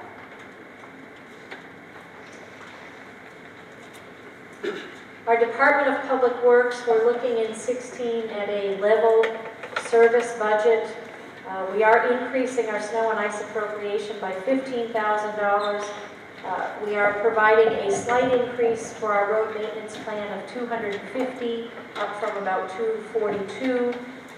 Our annual spending for road maintenance, including the Chapter 90 money that we receive from the state, is about $650,000, so significantly more than what we have been spending in the past. It does include $40,000 for stormwater management projects. We will be under new requirements beginning sometime in fiscal 16, so we have some funding set aside to mitigate these new requirements. The above target request for snow for the department included an additional $100,000 for snow and ice, but that was not included in the proposed budget because of funding. If you look at the chart up on the wall now, the pink line is what our snow and ice expenditures have been. The blue line is what the appropriation has been. And you can see in fiscal 15 we have a $260,000 appropriation. We're requesting $270,000 in 16. But the current year, our actual expenditures were $519,000. Obviously, this past winter was severe, but if you look at the 5-year average, we're spending just under $400,000 on a $260,000 or $275,000 appropriation. So we do have a significant liability that we are faced with every year relative to the cost of keeping roads clear in the winter. In our library, we are looking at remaining a constant level of service. The fiscal 16 requirement is just the minimum appropriation requirement that the state requires. This is minimum required spending by the state in order to be eligible for state grants. There is an additional appropriation under our facilities department for additional utilities costs of $14,251. We have seen increased utility costs in the library, as I'm sure you've all seen increased utility costs in your own home due to the cost of electricity. We did not want to include this amount in the library's budget because if we did, that would mean our minimum required spending for the library would be increased by that amount. So we've included it in our public facilities, public buildings budget, but it is set aside for the library. The library director and the trustees are working with our Green Communities Task Force on energy efficiency measures. So we're hoping to make some improvements at the library that will make the building more efficient, and hopefully we won't need this additional appropriation for utilities going forward, or if we do, hopefully it will be less. In our administration and land use offices, we have an overall decreased expenditure of $6,000 in fiscal 16. We've made some changes in these offices over the last couple of years. We did the land use director last year. What we're proposing in fiscal 16, we've actually implemented this. Our payroll and benefits coordinator has also been assigned the role of risk manager. So with that She is responsible for oversight and management of insurance policies, reviewing those policies, capturing savings where possible, implementation of risk management activities that are identified in our annual audit. Many of these activities, if we undertake them, we receive a credit with our general liability insurance, so it's to our benefit to do that. She looks for opportunities for employee training to capture those insurance credits, and conducts periodic reviews under the direction of the town manager to assure legal compliance and best practices. So you may wonder, why haven't you been doing these things in the past? And it's not that we haven't been doing them, we haven't been taking full advantage of the credit opportunities available to us due to lack of staffing. So we've been able to make some changes and make some assignments in roles so that we are able to do that. We're also, a couple of other things, assigning the role of finance director or finance coordinator to a town accountant to have some more coordinated effort with our finance offices, and upgrading the position of administrative assistant in the selectman's office to executive assistant. Our recycling and solid waste program, we're looking at the same level of service, and although it's not part of this budget because it's an enterprise fund, there's no proposed increase in bag fees. Our non-appropriated costs, regional transit assessments. One thing I'd like to mention is that the town pays both an assessment to MART, which is the Montechusett Area Regional Transportation Authority. We also pay an assessment to the MBTA. We pay an assessment to the MBTA for the benefit of being a neighbor to a community that has MBTA service. It probably doesn't sound like much of a benefit. But it is, or the state says that it is. So what we've done this year is very exciting. This is something that Selectman Luck put forward. She is our MART representative. There is a state law that says that you can use your MBTA assessment to provide additional public transportation opportunities within your community. You can't use it to offset your MART assessment, but you can use it to increase public transportation. So what we did effective April 15th is we have additional MART service in town that you may or may not be aware of. The last page of your warrant is the schedule. We have a MART van running between Town Center, Walmart, and the Tri-Town Whalum CVS area in the afternoon. It runs a continuous loop.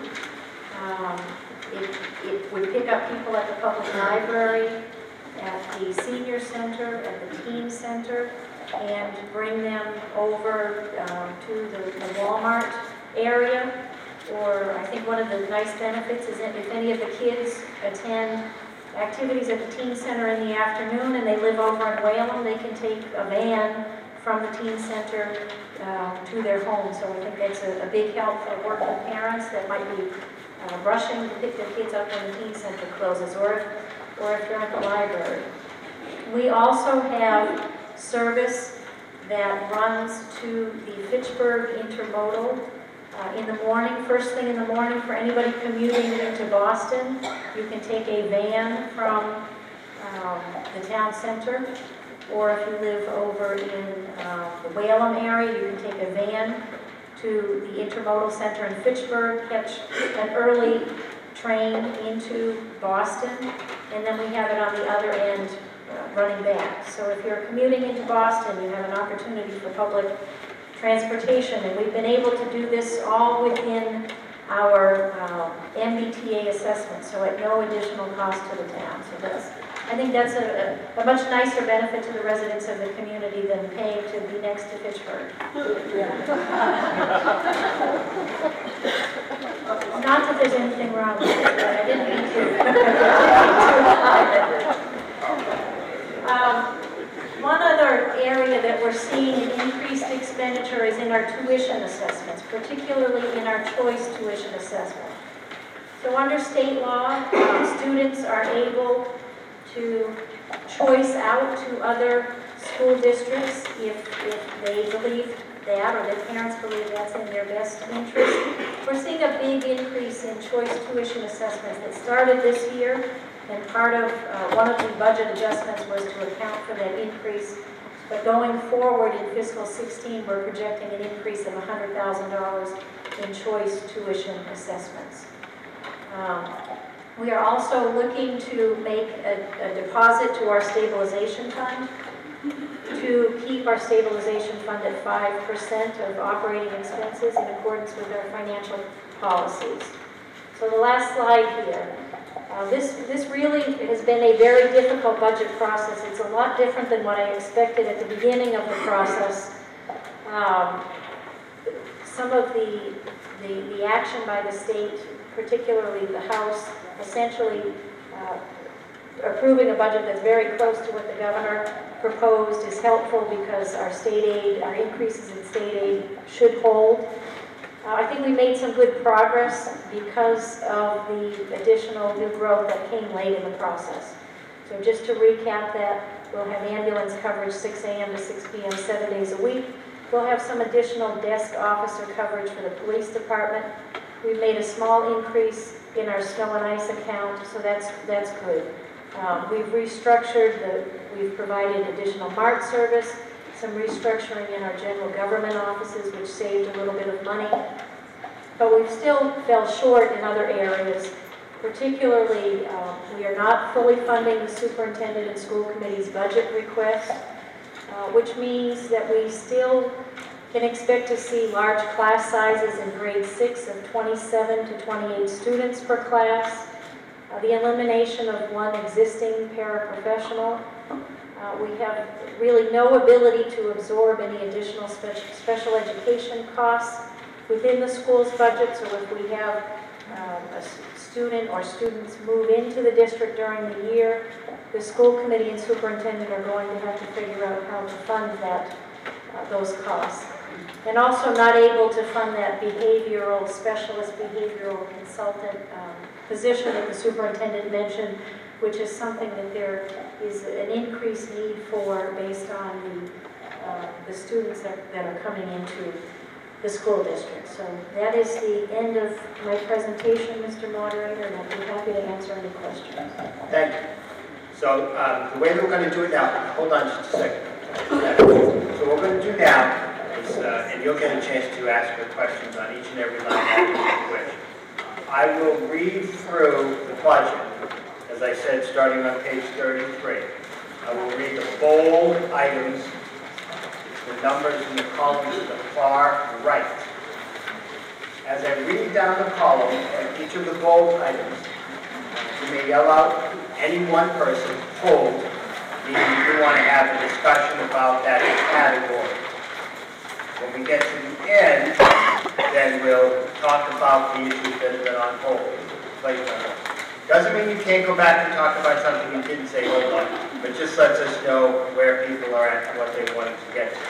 When we've gone through all of the discussion, all of the questions, getting everything answered, then we can vote on the entire budget at that time. Just because we pass through a category now does not mean it's passed. It's just trying to focus the conversation. So, starting with total maturing debt, $4,557,920. Total general government unclassified, $2,387,468.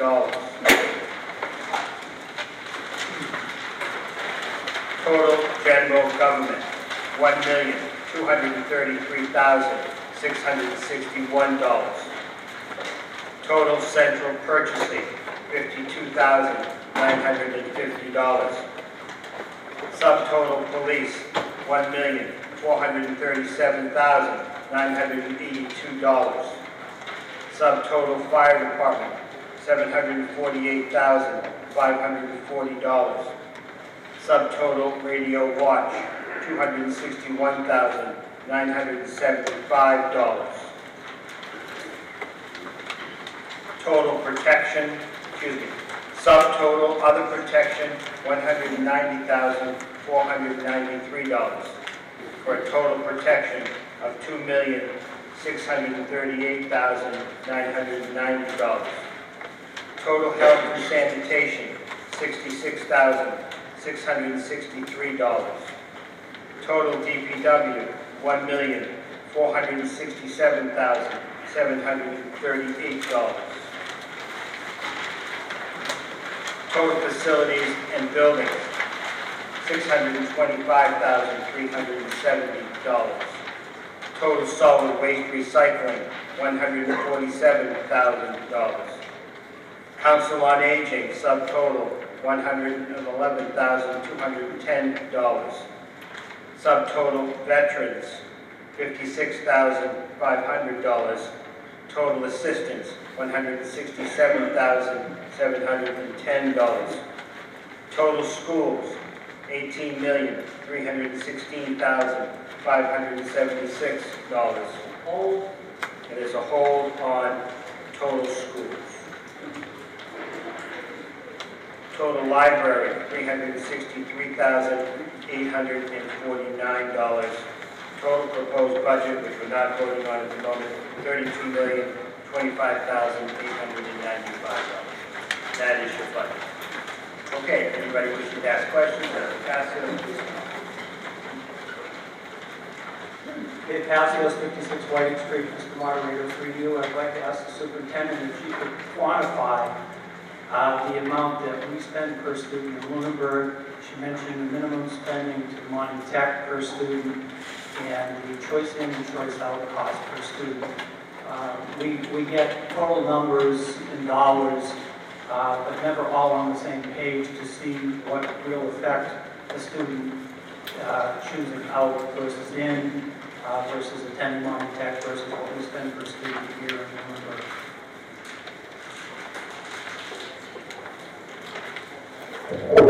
The average per pupil spending in Lunenburg now is right at $10,000. Choice in brings a base of $5,000. If that student might have some disabilities, there's a way to get increments on that, but $5,000 is the base. Likewise, at student choicing out, base is $5,000 and increments based upon special needs. Stay right there, Ms. Just one last quick item is Monty Tech per student cost. Is that included in the choice out, or is that included in the $10,000 that we spend per student?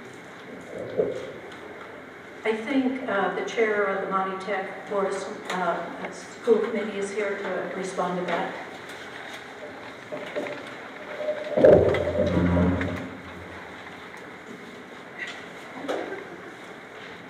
Foundation budget. Well, who might you be? Oh.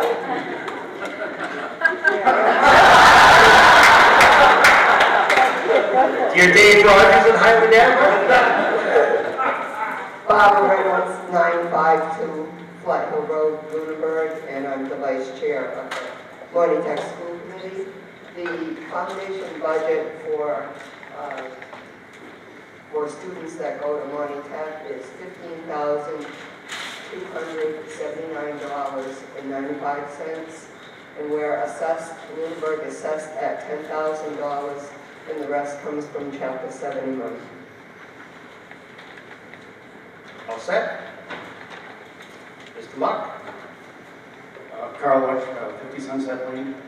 And just really more of a comment. I just want to commend the town manager and Chief Sullivan for being so dedicated to trying to find a way to extend the ambulance service to town.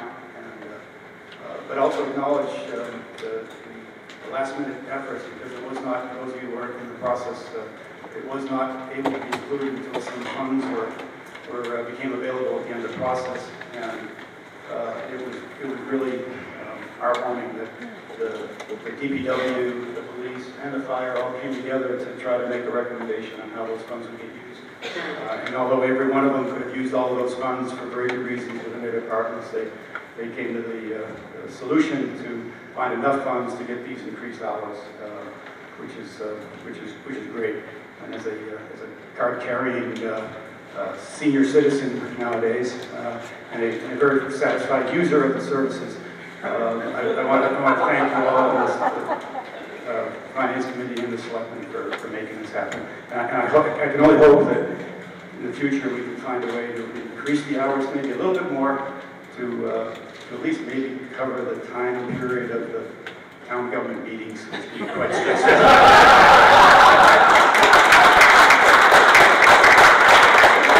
Please don't use the services again anytime soon. Yes, sir. Who are you? My name is Jose Jimenez. I'm dating myself. The town manager made reference to the fact that the revenue increased by 4.6%. Would you tell us, please, how much of an increase the expenditures increased and what the net total increase or decrease is? The second question I have is this. Historically, we've spent around $400,000 for the cost of snow removal, but we've only budgeted $260,000. If this is a trend that can be proven historically, why then don't we budget for $400,000 for the cost of snow removal? Thank you.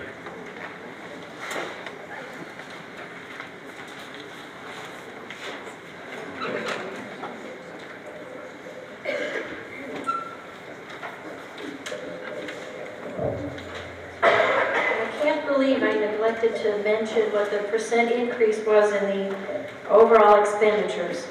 5.31% increase in overall expenditures. So relative to the snow and ice account, state law does allow cities and towns to run a deficit in very few accounts, one being the snow and ice account. And the ability to run a deficit in the snow and ice account, you have to have budgeted in the prior year the same amount in the year going forward. And this is to prevent cities and towns from raiding the snow and ice account to balance the budget. So we spend or appropriate $260,000.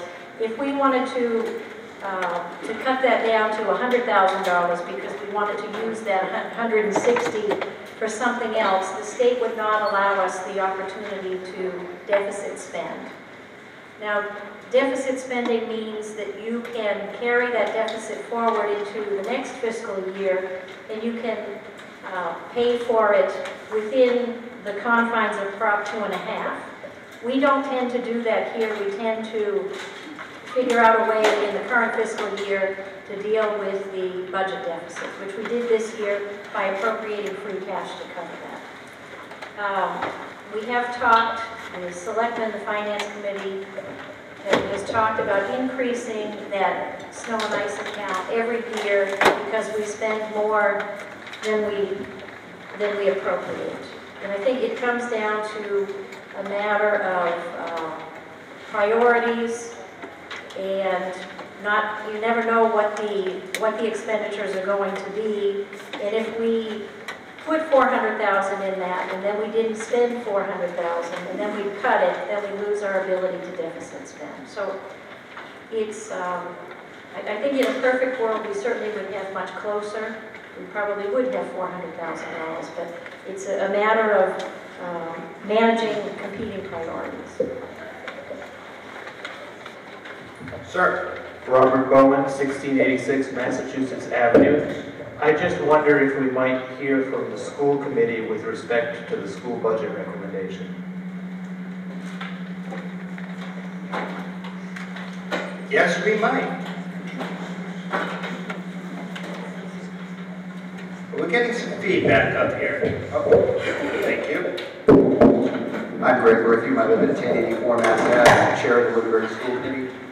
The Lunenburg School Committee voted on Thursday night to recommend the town manager's recommended budget. So even though there are a number of challenges we're going to face next year, including uncertainty in special ed funding that we did talk about, we have agreed to work within the budget that the town manager has recommended, and we'll do our best to make that work.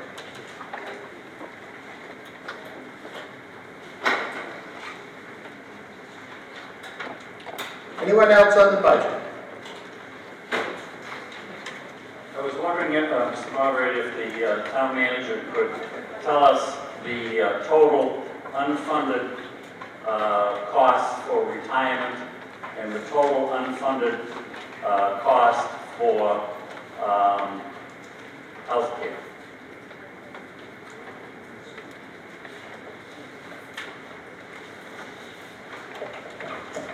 I don't have that data with me. I'd be happy to email that to you, but I don't have it with me today.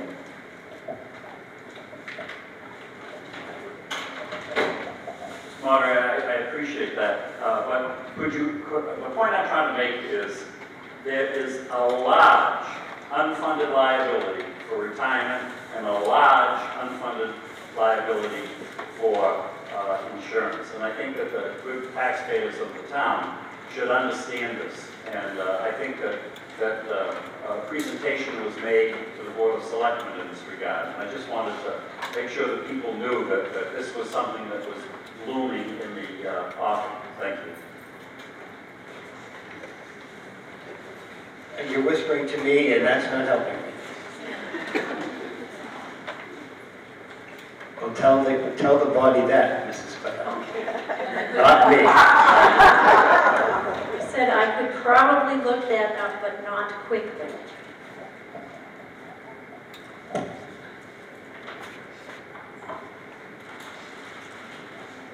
I don't know how we can answer that any better, Mr. Rogers. Doesn't have the answer at a fingertips. Anything else on the budget? So I think we're ready to vote. So the total budget, Article 15, $32,025,895, simple majority. All those in favor, please signify by saying aye. Aye. Opposed? Passes unanimously. Article 16, Ms. Luck. I move that the town vote to raise and appropriate the sum of $48,231 and appropriate from free cash the sum of $50,000 for a total of $98,231 to be transferred to the stabilization fund. Is there a second? Second. Selectmen, your recommendation. Recommend approval. Finance Committee? Finance Committee recommends approval. Thank you. Ms. Luck, tell us about the article. It's the amount needed to maintain 5% balance in the stabilization fund. Ms. Vidal, are you going to come back and tell us more about this? No? Why do my notes say that?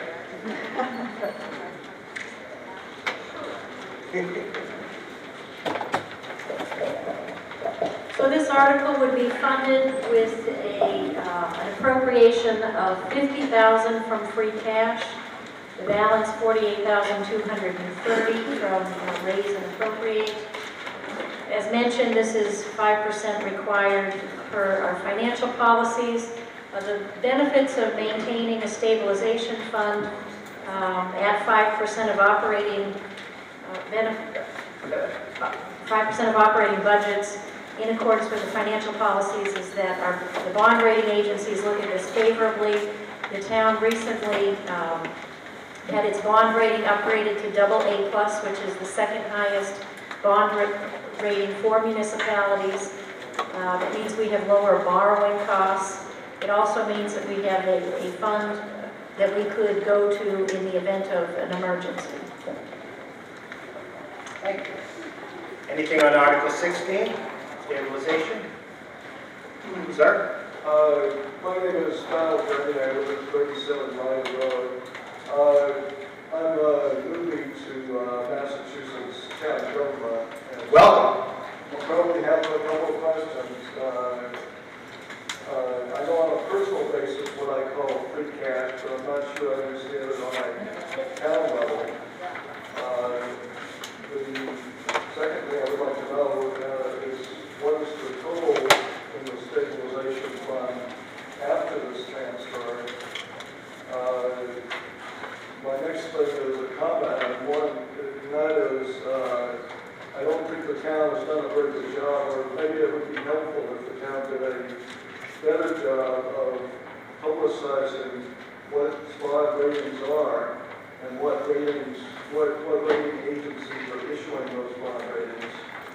And a further point is, I think it would be helpful if the town publicized when it is doing a competitive sale of bonds, so that I and others might be able to participate. Thank you. Excellent. Stay right there, because Ms. Vidal is going to give you all the answers, and that was a lot of questions. I want to make sure they're all answered, okay?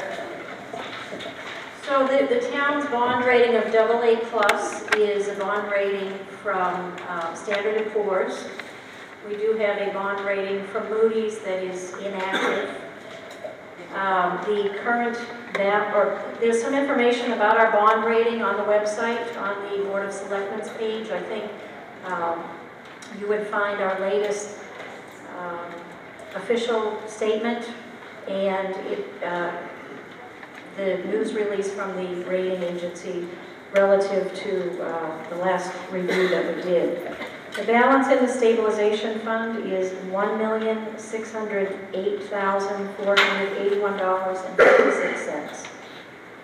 And I think the other was just a request that we do a better job of notifying when we have bond sales. That all your questions, sir? Well, I think it would be helpful if the rating changes and bond sales were somehow advertised in the Bloomberg Ledger, which is my primary source of information. Agreed. That's all I have. Thank you. Anything else on Article 16? Seeing no one at the microphone, I'll declare we're ready to vote. Because this deals with the stabilization fund, it's a 2/3 majority. All those in favor of Article 16, please signify by saying aye. Aye. Opposed? Passes unanimously. Article 17. Mr. Luck. Lucky Mr. Luck. Thank you.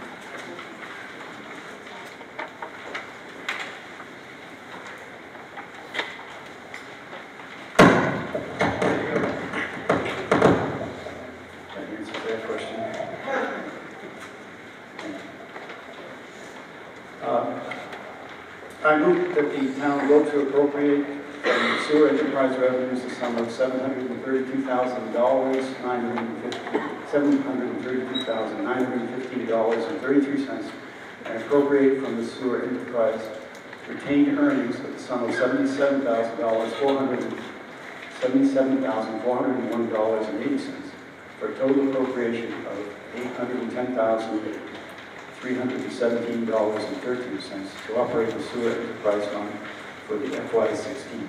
And further that $794,909.88 be included in appropriations from the general fund for interest costs and be allocated to the sewer enterprise fund.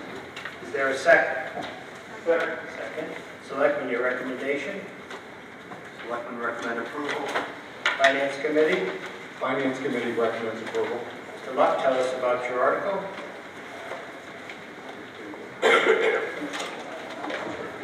Just two paragraphs here on the sewer enterprise fund. First, in the operating budget side of our equation, we have some assumptions and notes that are in our budget. We're assuming 24 new connections to the system, which is extremely conservative. That solely represents 30% of our new extension that's going in at Pratt and Lakeview, and no other connections, and we're sure there will be some.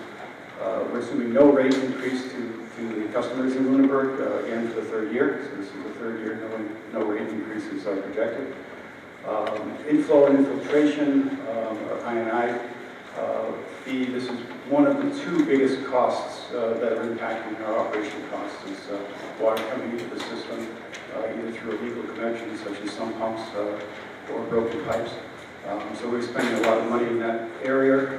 We have an I&I fee that helps cover this now. And we're expecting an income of $15,840 that will be used to offset what we expect to spend this year of $25,000. We've been spending about $30,000 per year for the last 3 years.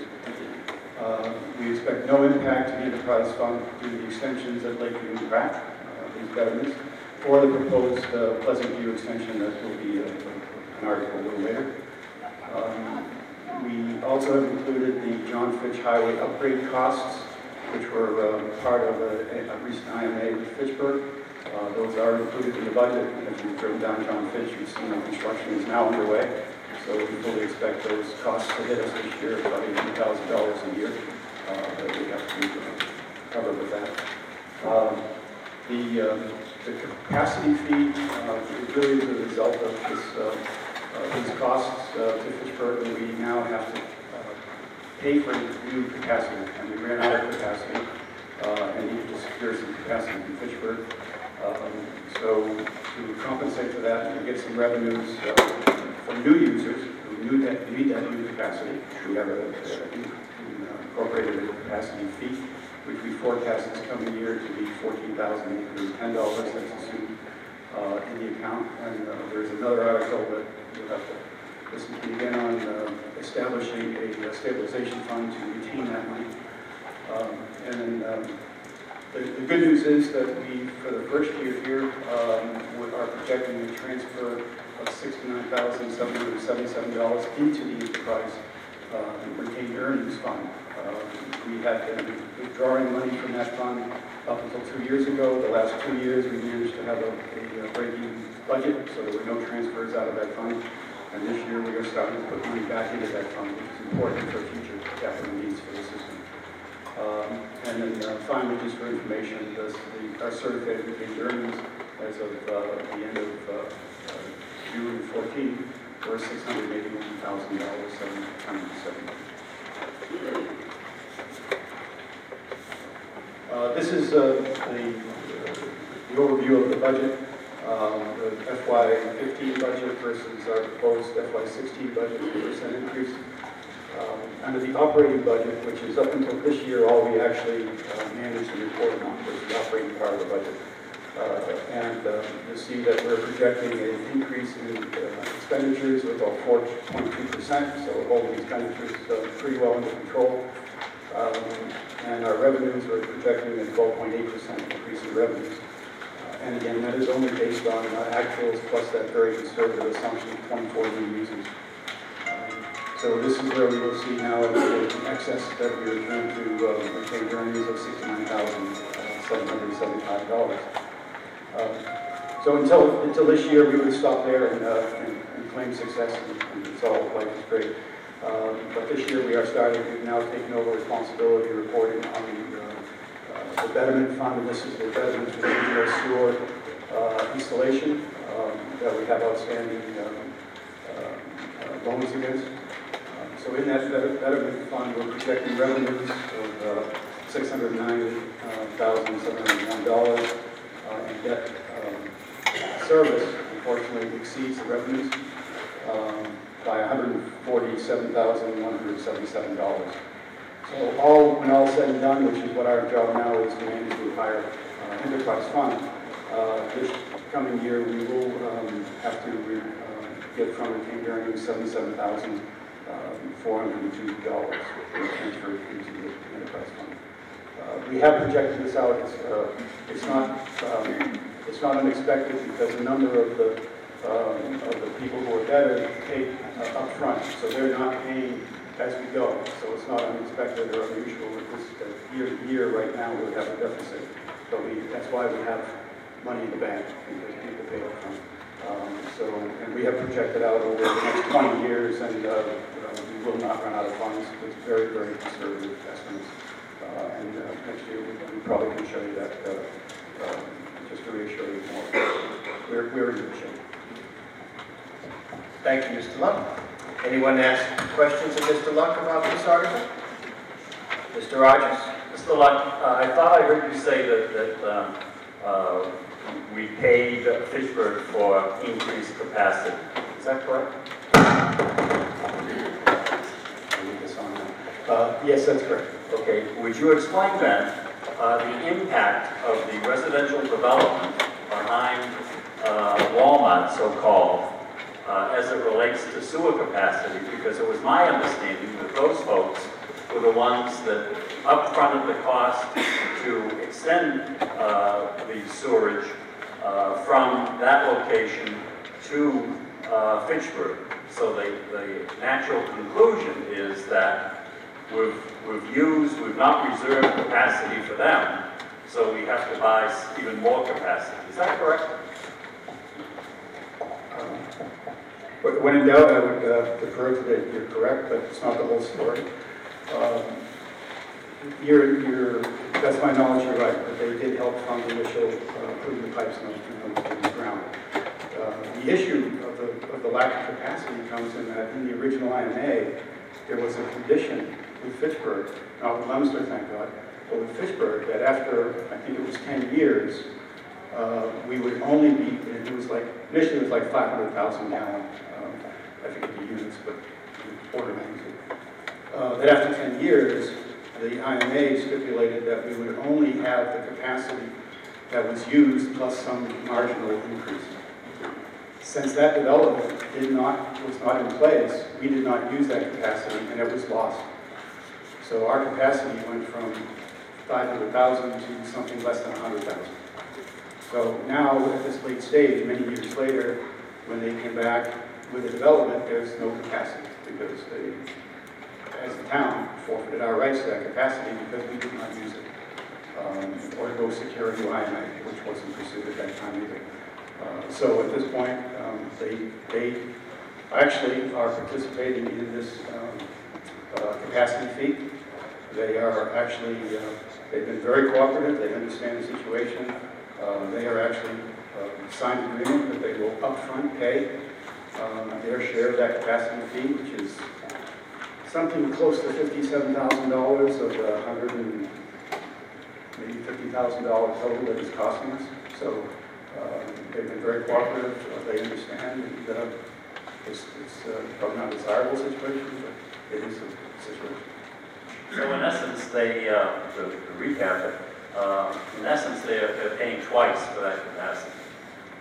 I wouldn't say that, but... Well, they upfronted the money to go initially, and now they are doing the development, so they have to pay again. So that to me is paying twice.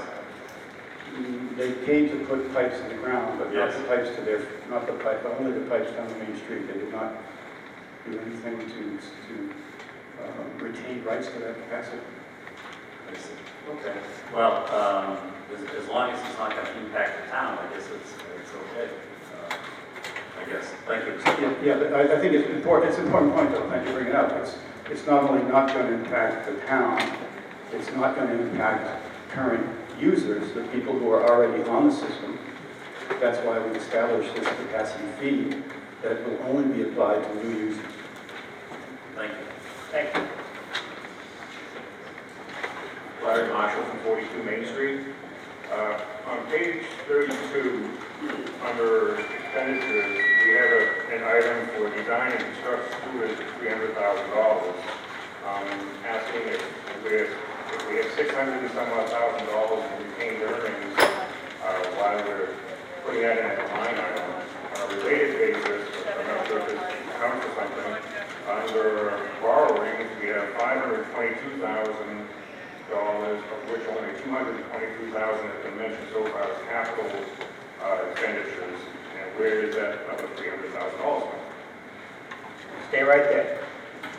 Did you know the answer to that, Mr. Lund? I fully understand the 300,000. Okay, so answer the question. Yeah, this comes up, as you said, in a later article, but this is a proposed sewer extension betterment, which has been brought forth by the residents of Pleasant View Ave, and will be fully paid for by the residents of Pleasant View Ave through a betterment. So there's no impact to the town at all. Does that answer the question, or did I miss it completely? No, that answers $300,000 expenditure, but how will there be $300,000 additional in borrowings? Is that maybe for this else? It's the same 300.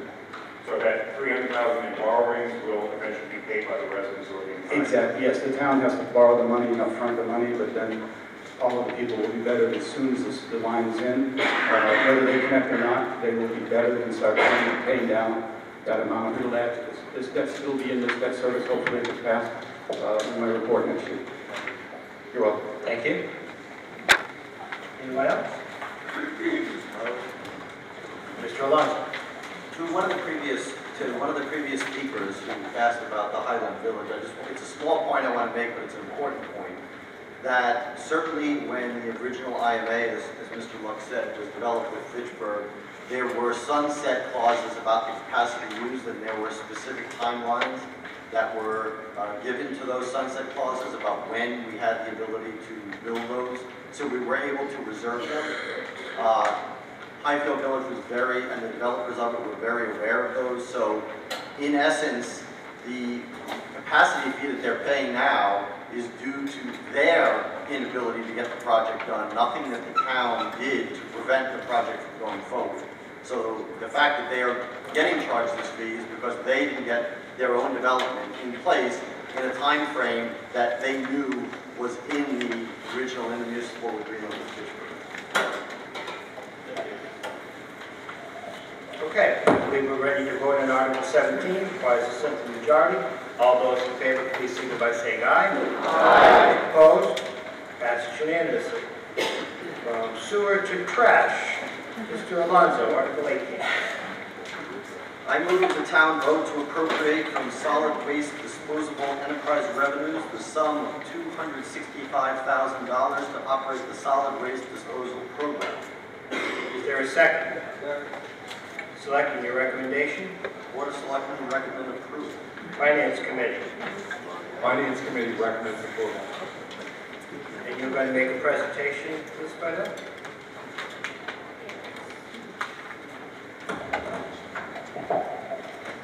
So we have a program that has three components. We have a recycling component of the program that is open to all households in town, and it is funded through a general fund appropriation. So it was something that was appropriated under Article 15. We also pay for municipal trash disposal of all of our town buildings and school buildings. That's also a general fund appropriation under Article 15. Under Article 18 is the appropriation for the pay-per-throw program. So this is for solid waste disposal. It is funded through a bag fee. So any household that wants to participate purchases the bags and uses the service on a weekly basis. We have one vendor who runs this whole program, both recycling and solid waste, Casella Waste Services. We have negotiated a 10-year contract with this company. We did that a few years back at significant savings. The fiscal 16 requested budget for the enterprise fund is $265,000. This is the same as it's been for the last few years. We are not proposing any change in bag price. And the cost of the bags pays for 100% of the service that is rendered under this contract. Anyone any questions about the pay-as-you-throw program? Seeing none, I'll say we're ready to vote. Article 18, all those in favor, please signify by saying aye. Aye. Opposed? Passes unanimously. Article 19, on to water. Mrs. Bertram. I move that the town vote to appropriate from water enterprise revenues the sum of $25,000 to operate the water department. Is there a second? Second. Selectmen, what's your recommendation? Selectmen recommend approval. Finance Committee? Finance Committee recommends approval. And I believe you're going to make another presentation, Ms. Spino. Even shorter one. This is the Lunenburg Water Department. It is completely separate from the Lunenburg Water District. The Lunenburg Water Department has 3 customers. The biggest customer is Tri-Town Landing. The water that services these customers comes from the city of Fitchburg. The town of Lunenburg is billed for 100% of the cost of the water, and we pass that on to these 3 customers along with an administrative fee. The $25,000 that is requested under this article would cover any administrative or any other system-related costs. Passios? One other quick question. Does that account, excuse me, the revenues from that, from the water district cover that cost? In other words, the incoming revenues that you charge, or fees that you charge, cover the 25,000 on a yearly basis, or has it come close? The revenues for this enterprise fund come from the customers of the Lunenburg Water Department. Nothing comes from the water district. And all of these costs are borne by the users. Anyone else? Declare we're ready to vote. Article 19, all those in favor, please signify by saying aye. Aye. Opposed? Passes unanimously. Article 20, Mr. Toll. I move that the town vote to raise and appropriate or transfer from available funds the sum of $10,000 in accordance with MGL Chapter 44, Section 53C for the Police Detail Special Fund for the purposes of paying special detail salaries for off-duty details of members of the police department. Is there a second?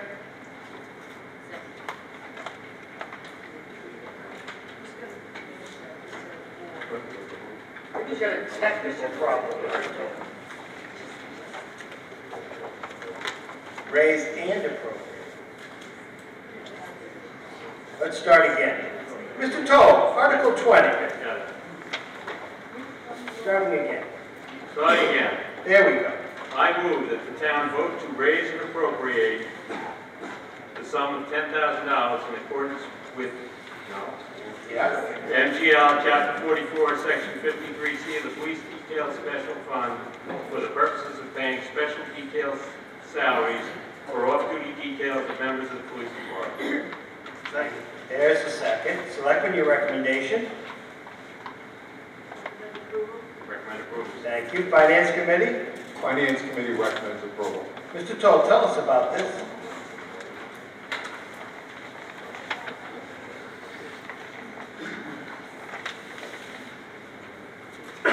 Mr. Toll, tell us about it. What is it? I'm sorry, that's a fund to be put in place to cover the payment of special details to the police department while we await the payment by contractors into that fund, which is the way they actually get paid. Any questions about this article? Declare we're ready. Oh, there's a not a question. All those in favor of Article 20, please signal by saying aye. Aye. Opposed? Passes unanimously. I'll take this moment, as people are moving a little bit anyways, to tell you that you are very fortunate that the Lunenburg Women's Club is providing bagged lunch for us today, which are already available.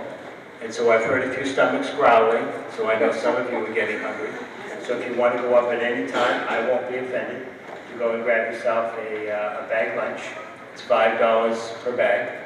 Depending upon where we are in the town meeting, how far we're moving along. I know it's a beautiful day and you'd like to leave. We may take a lunch break, we may not. But the ladies have made quite a few bags. And because the day is so nice, we don't have quite as many people as we'd expected. So please buy a bag, even if you're leaving, and take it home for a lovely dinner. Maybe buy two for the lovely person that you're going to have dinner with, or save it for Monday morning for children going to school, or grandchildren going to school, or bring it to a soccer game now. But please do not let them get stuck, if you will, with all the extra lunches. Article 21, Mr. Luck is back.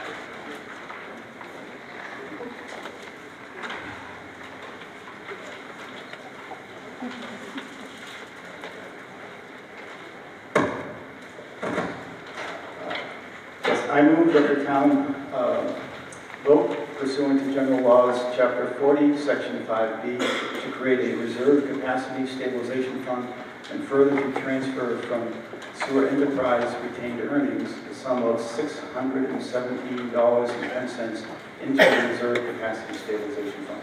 Is there a second? Second. Selectmen, your recommendation? Selectmen recommend approval. Finance Committee? Finance Committee recommends approval. Because this is a stabilization fund, it will require 2/3. Tell us about this, Mr. Luck. Yes, this is the same stabilization fund that we, reserve capacity that we discussed before. Because we're collecting the reserve capacity as people connect, to the system based on gallonage of use. The funds coming in do not track the funds going out.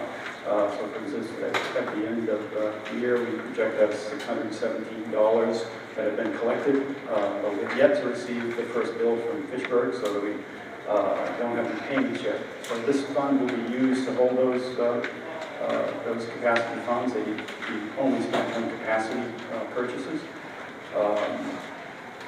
We will again this year, as I said before, Highfield Village is paying all of theirs up front as opposed to over 20 years, which the loan will be over, without payments to Fitchburg. So all of their money will be put into this fund, and by the end of next year, even for Penn, we'll probably end up with $50,000 or something in this stabilization fund. But it will be solely used for the purchase of capacity, current and future. Any questions for Mr. Luck on Article 21? Seeing none, I'll declare we're ready to vote. Ms. Kathy's whispering in my ear, telling me we're ready to vote. All those in favor of Article 21, please signal by saying aye. Aye. Opposed? Another unanimous vote. Article 22, Mr. Eversol. Mr. Moderator, I move that we pass over Article 22. Is there a second for passing over? Second. Tell us why you wish to pass this article over, Mr. Eversol. In 1995, there was a grant program given to the town of Lunenburg from the state of Massachusetts to help us income qualified residents upgrade their septic systems as a result of the increased requirements of Title V. We have approximately $100,000 for that funds available that have been sitting idle for a while, and in communications with the Board of Health, we'll be working with them to reestablish that program. We do not need this authorization. Okay. As I explained to people that asked me over the course of the last couple of days, just because someone asked that an article be passed over doesn't mean the body has to pass it over, and I'm not trying to suggest anything either way, just so that we're always clear procedurally. So we would take a vote now on whether or not to pass over that article, and that's a simple majority. All those in favor, of passing over Article 22, please signal by saying aye. Aye. Opposed? Passes unanimously.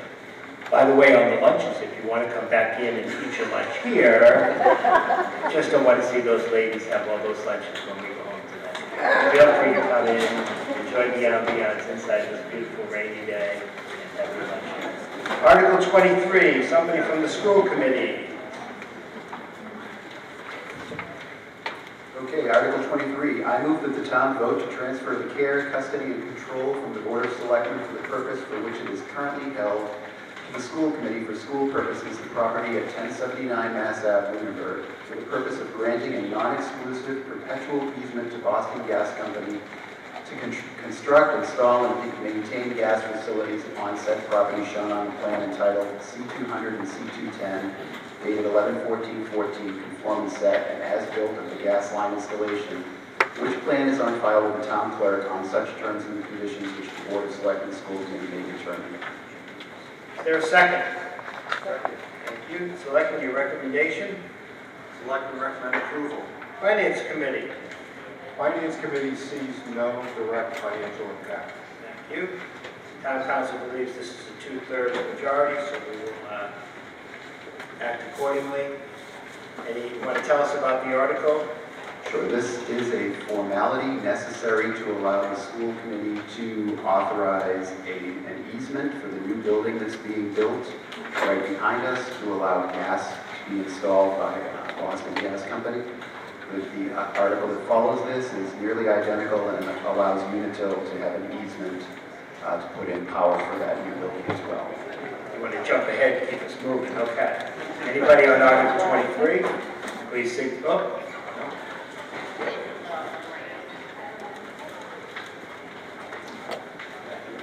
Matthew Allison, 305 Flat Hill. I just wanted to question whether or not the easement was going to be located entirely within the new middle high school property, or if it's going to be encumbering on the TCP property.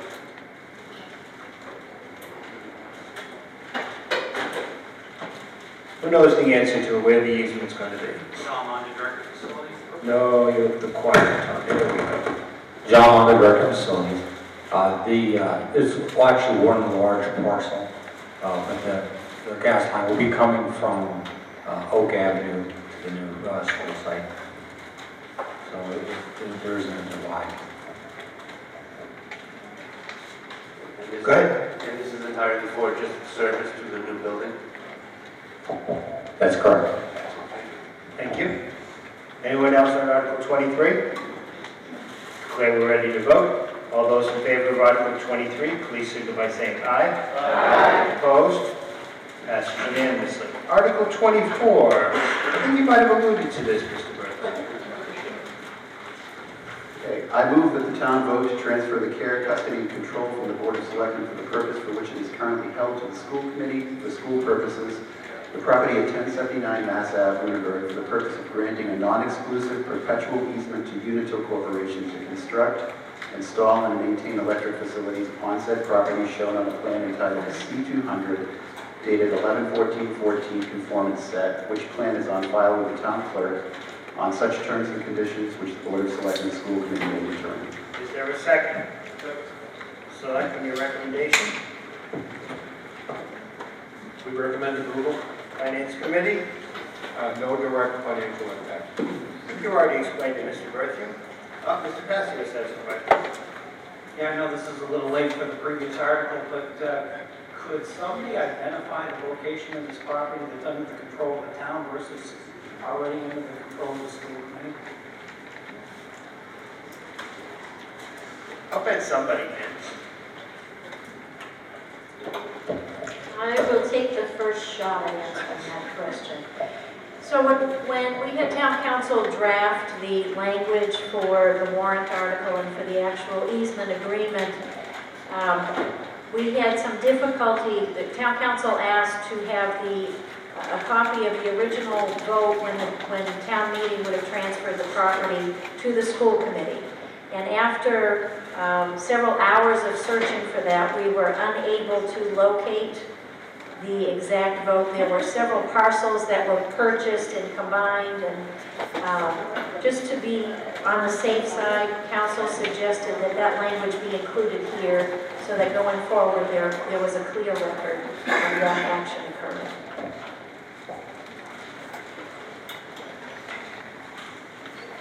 Go ahead, Mr. Passios.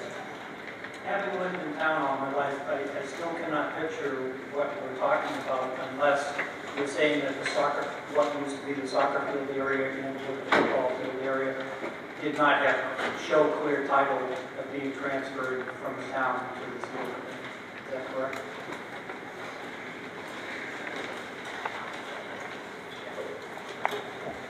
I think what I'm saying is when we were asked to produce documentation of all of those votes, it was difficult to get everything together.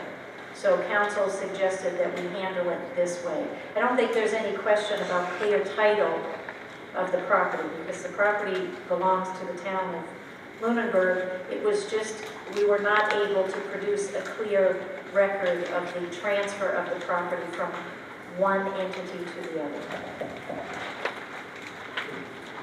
Anyone else? Declare we're ready to vote on Article 24. Please signal by saying aye if you're in favor. All those please signal by saying aye. Aye. Opposed? Passes unanimously. Number 25, Ms. Luck. I move that... Passes by 2/3 unanimous. Thank you, sir. Article 25. I move that the town will vote to appropriate the sum of $105,975.36, the premium paid to the town upon the sale of bonds or notes issued for the construction of a new middle school or high school, which are the subject of a Proposition 2.5 debt exclusion, to pay costs of the project being financed by such bonds or notes, and to reduce the amount authorized to be borrowed for such project under Article 1 of the January 7, 2014 special town meeting, but not yet issued by the town by the same amount. Is there a second? Second. Select on your recommendation. Recommend approval. Finance Committee. Finance Committee recommends approval. Thank you. You're going to present, somebody going to explain this article? So So the town has conducted 2 borrowings relative to the school construction project. We did one back in December and one in January of this year. Between those 2 borrowings, the town received a premium in the amount stated. With prior borrowings, when you received a premium, you would take the premium in and you would apply a percentage, an equal percentage of the premium. So if you borrowed for 20 years, each year you would apply 1/20th of the premium. There has been a change in state law which allows us to appropriate that premium at the beginning to reduce that same amount of the authorized borrowing. So we're never borrowing that amount to begin with, and we're just paying that up front rather than borrowing. So that's what we're asking to do here, is for town meeting to appropriate the amount of the premium so that we can pay it for debt service and to rescind that same amount from the original borrowing of the school construction project. Sir. My name is Donald Denny. I live at 37 Ronnie Road in the town of Lewisburg. I can understand the concept of allocating the premium to the cost of construction, but at the same time, I don't understand why you would want to rescind any portion of the town meeting authorization from last year until the project is fully funded and all the debt is issued for the project, and I understand that has not yet happened. The second thing I would like to appreciate would be to have a status update on the project, and I'm hoping to hear that we're ahead of schedule and under budget.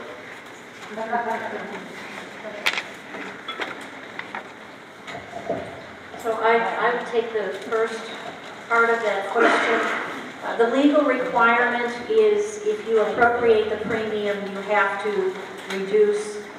to rescind that same amount in the borrowing authorization. So that's a legal requirement. And at this point, we're far enough along in the project to know that by rescinding that same amount, we're not going to be harming the project. But I would turn it over either to Mr. Mackin, the chair of the school building committee, to answer the second question. Michael Mackin, 26 Corporate Circle.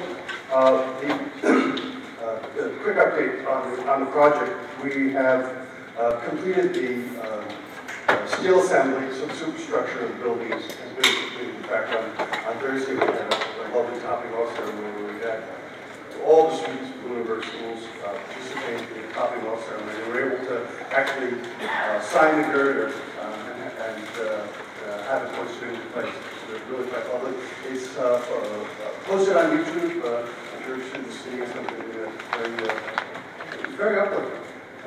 In terms of the going forward, they will be starting to, they have already started the framing work for the exterior of the building. The next thing up will then will be the planning the exterior.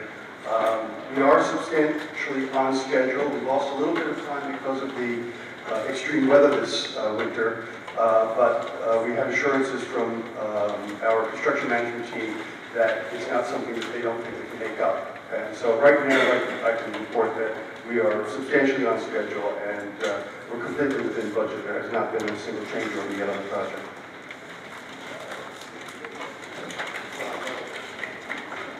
Anything else on Article 25? I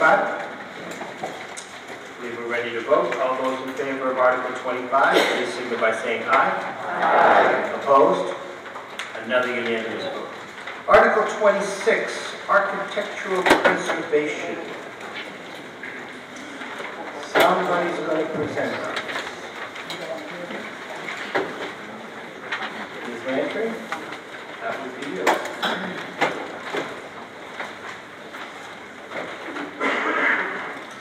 There's a handout on this, folks. It's at the front on white paper. There are way too long for you to read it out loud, and Landry would die of thirst. There are some small changes, I believe, that are in red line.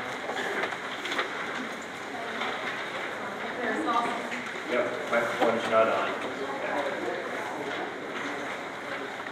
It'd be easier if you held it, so just so you get closer. There's a handout also that shows the map of what we're actually doing with being passed out right now.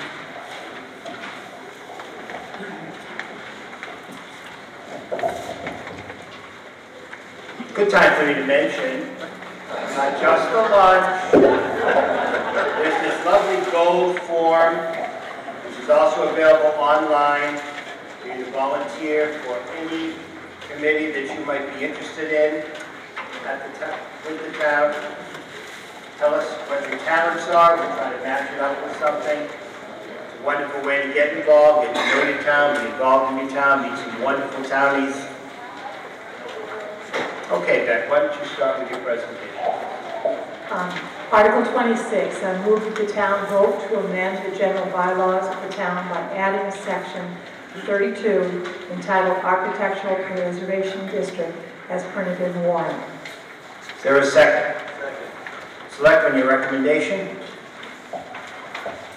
Board of Selectmen recommend approval. Finance Committee? Finance Committee sees no direct financial impact. Thank you. Ms. Lantry, tell us about your article. My name is Rebecca Lantry from 251 West Street in Lunenburg. As the chairperson of the Lunenburg Historical Commission, I'm here to present Article 26. Although I'm the presenter for this bylaw, this is a joint effort of the Historical Commission, the Land Use Director, Adam Burney, the Planning Board, the Building Reuse Committee, the Selectmen, and the people of Lunenburg who attended many a workshop and meeting to craft this article. This article had its origins with Article 27, the Village District Bylaw. For 2 years, the Planning Board and the Historical Commission worked together to craft a means for allowing business development in the center of town while maintaining the look and small town feeling of Lunenburg. At the direction of Land Use Director Adam Burney, he suggested that an architectural preservation district was the proper vehicle for maintaining the look and small town feel of Lunenburg, and the village district bylaw would deal with how business would be allowed to be developed.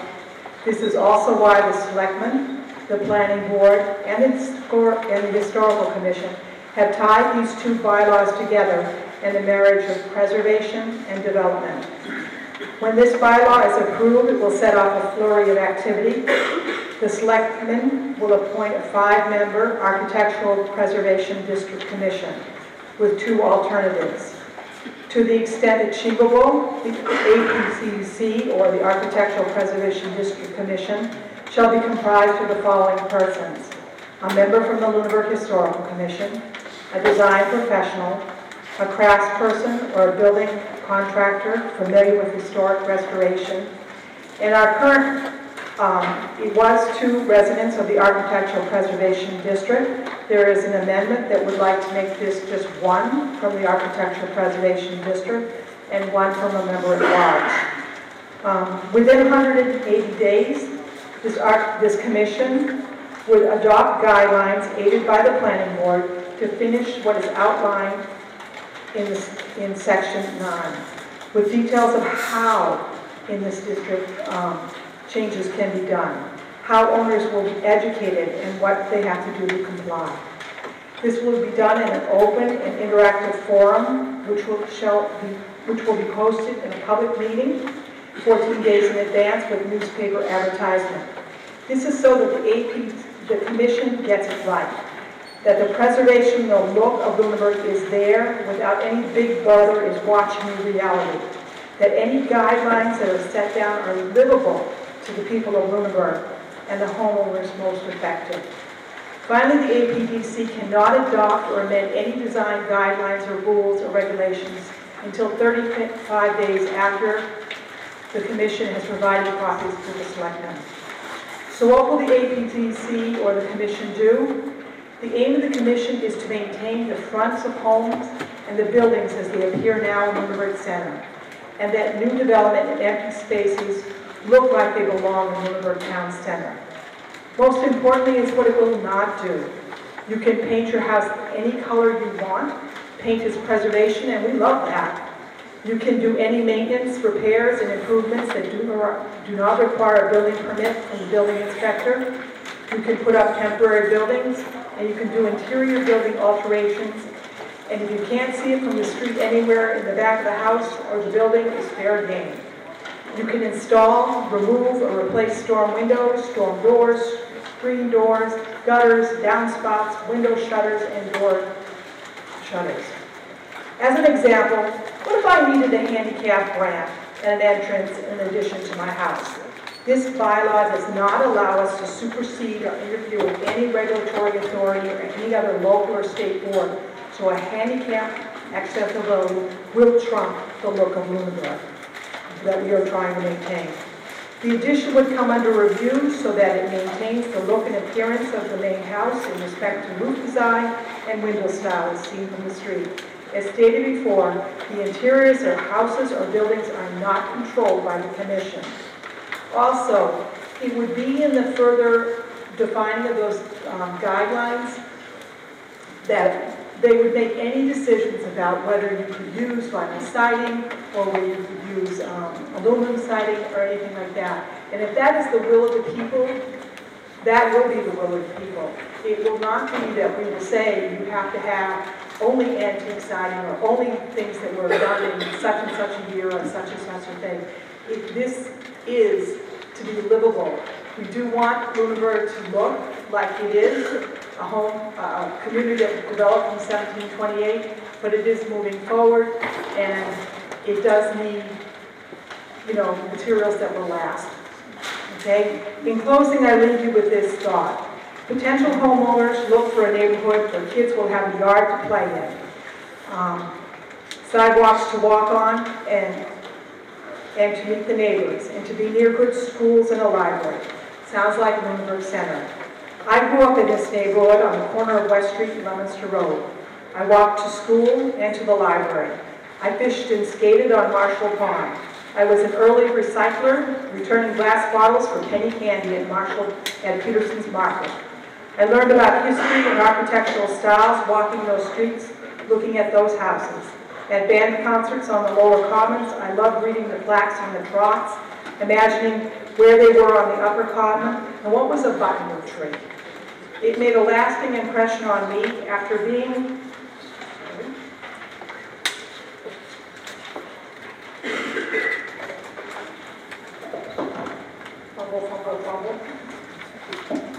After being away from Lunenburg for 20 years, I brought my husband, Dr. Kent Greenwood, a new surgeon, myself, a registered nurse, and our young family back to enjoy that experience.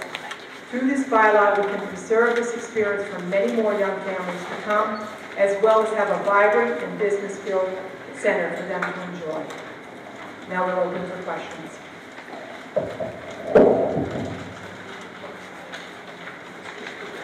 Well, I'm anticipating at least some questions. Go right ahead. Oh, I'm sorry. Mr. Rogers, you...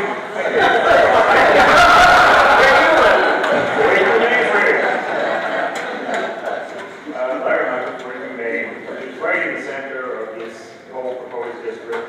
And I want to, first of all, comment that I'm in favor of this. I think it's important to preserve the image of the town. But as mentioned, that this is also in conjunction with the next article. I think this is good for the town in any event, but I think if the village district gets approved, that there's an imperative that this be in place. The village district is going to encourage commercial growth, which I think is fine, but we want it to fit into the town. With that being said, I want to ask a couple of questions. You mentioned an amendment is to the composition of the commission. Can you go through that again? There is an amendment on the handout that was given, and it says that they would like to have the 5-member commission have only one member be from the center of town and one member at large. But in the original article, it does state as much as achievable, we would try to have 2 members from the ABTC, be from the Architectural Preservation District. And the feeling was that those are the people that are most going to feel what's happening in this area. But the one member, change that to a one member at large, so include that second person. No, so that member at large could actually be another person from the Architectural Preservation District.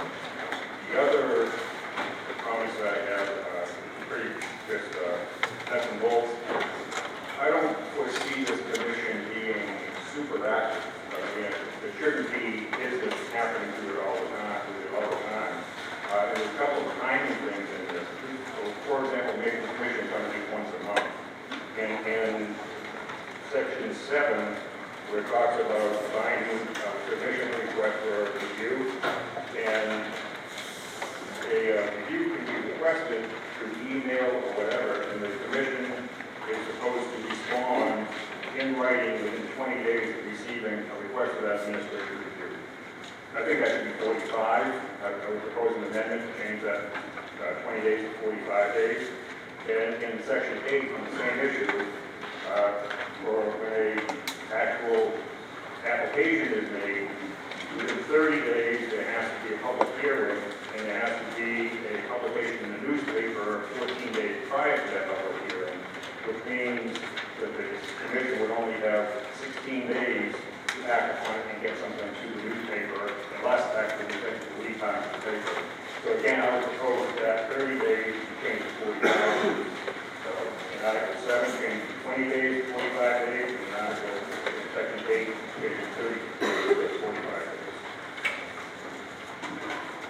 Stay right there. Thank you. At your feet, I think, there is a form for you to make those suggestions, amendments to this article. So why don't you write that down for a moment? Let's have it. Say it again. I've made 2 amendments proposed. You want 2 separate? No, you can put it on the same one. Mr. Moderator. Hold on, no, hold on. So just write those out, okay? And I'm going to call you back again. Let's have some general discussion about the article as well before we get into that level of amendment, okay? All right, Mr. Bernie. Mr. Moderator, Adam Bernie, Land Use Director. I just want to touch on the previous speaker's concerns about some of those timeframes. That's fine. The hearing within 30 days, I think, is something, advertising is something that can happen relatively quickly.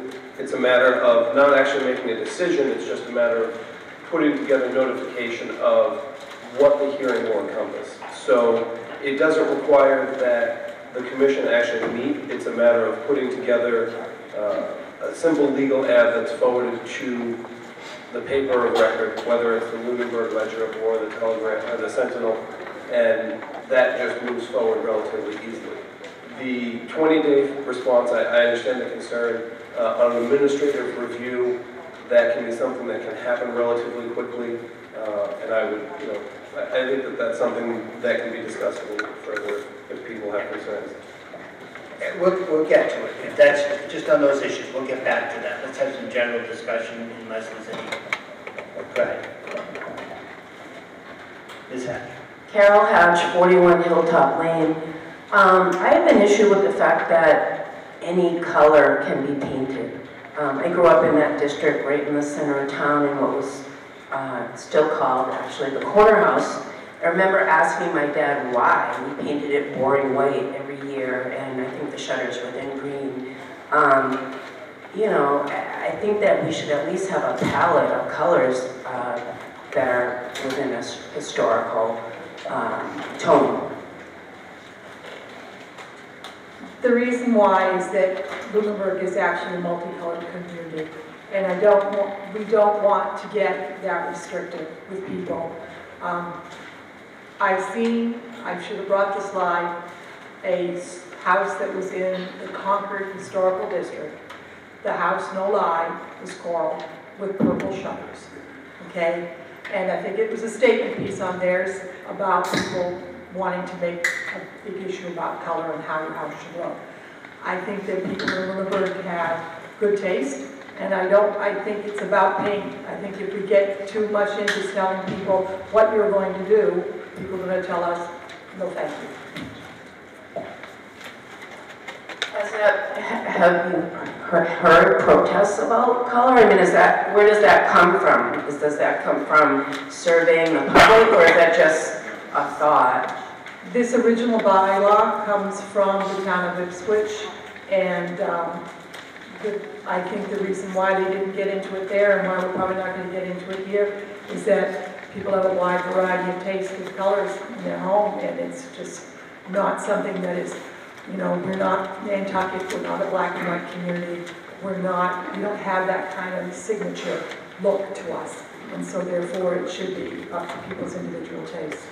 Mr. Moderator, if I could give a little further information on historic districts. I don't know who's speaking. Oh, right, yourself. Yourself. Street. Thank you. In historic districts, generally, I used to serve on the Mass Historic Commission as a delegate from the Department of Housing and Community Development.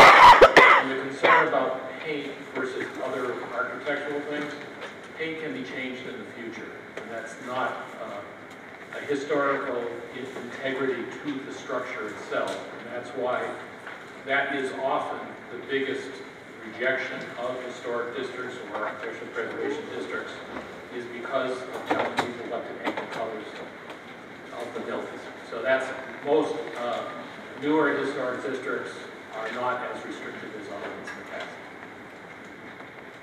Thank you. Thank you. I Sure. do respectfully disagree, though. As long as it's respected. Yes. I'm Jeff Mendoza, 162 Lancaster Avenue. I like the statement that Lunenburg is multicolored, as Mr. Jimenez and I will attest. Mendoza is my real last name. All kidding aside, I think it's important to keep in mind in relation to the selectmen's comments that a big part of the reason that a lot of the classic colonial downtowns are white is because that is what was available at the time. It's often suggested that brighter colors have been available in those days. They would be seen then. And Nantucket is obviously gray. Without salt, will do that to see it. And that's what resists the weather. Anyway, that's my 2 cents on that. I do have an actual question though about your map. The red marker line is what you're proposing as the architectural preservation district. And I'm not sure from this map, but it looks to me like here and there it doesn't follow existing lot lines. Is that the case, or is that just that this map was changed in a hurry? The existing lot lines, the only place that I know that it doesn't follow a lot line is where it's going and bending around Marshall Pond. Other than that, it does pretty much follow lines. The red line is what is currently the Lunenburg historic. It isn't a historic district, it's not, it's a registered district, which has no restrictions, has no nothing except the ability to put a lovely plaque on your home. And we wanted to, back in 1986, they actually carved out these particular homes that they thought were important to the center of town, and that's how that actually got established. The only thing that we've included is that we also include blue, which is what is now proposed for the village district. And will a clearer map be published? Will a clearer map be published? Because I find it difficult to, I'm in favor of this proposal. I just find it difficult to make a decision based on a red chart. And I understand too that sometimes these things come together at the last minute, but I just wanted to ask that question. It does actually follow the law lines as it exists, then that's easy to correlate online. It was very, I'm sorry, my tech department let me down at the last minute. It was just me and the Sharpie. Like I said, I can appreciate that. I just want to make sure that it is following existing law lines and what we're crossing. Basically, the whole rationale behind putting together that map is that we've heard that a lot of people thought this was going to affect the whole town, and we wanted to make that clear distinction that it is only what's in that map and not the rest of the town. Yeah, I'd also like to echo some of what the first speaker said about that we move toward the village district zoning, that's pertains to commercial. I think this is very important to go hand in hand with it. I don't see how they exist well without each other. Thank you. Thank you, sir. Sir. Troy Daniels, 94 Main Street. I appreciated your comments about handicap access, but I couldn't find it in the article.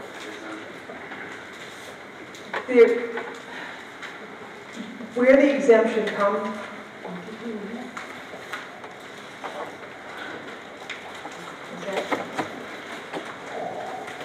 it says on section 12, coordination with other town boards and bylaws. It says it says in A, except as stated in B below, the APDC authority is established by this bylaw shall not supersede or interfere with the regulatory authority of other local or state boards or any other APDCs. So that's where that comes from. Mr. Rogers?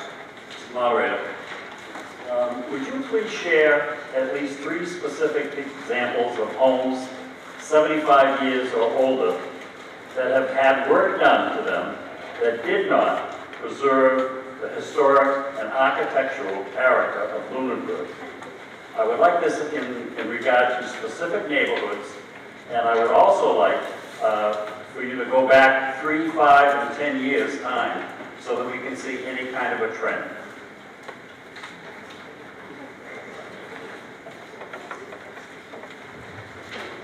I have an example, but it's not in the town center, and I hope they're not offended that I actually stated or even put them out. I took a picture of Settlers Green Golf Course. There is a historic home that is the main building for the house, and then they added on to it a barn and then an addition. And with the main house, it has it's white, it has black shutters, it has a black roof. And when they added on the addition, they added on a gray roof. They added on windows that didn't conform with the actual main house, so that they're modern windows. And it just stands out as odd and awkward. And it is seen from the street because that is their view off the parking lot. That would be something that we would probably suggest to them. Could you have the same color roof throughout so that that would match? Could you have made just the windows in the front look like the same windows that are in the front of the house? They would still have the same form and function, but that would be our suggestion to them. That was it. You still haven't answered my request, and specifically to state it again. Please cite 3 examples in each of the neighborhoods that you outlined of properties that did not conform to this architectural and historic mode that you're pressing. It did not. That did not.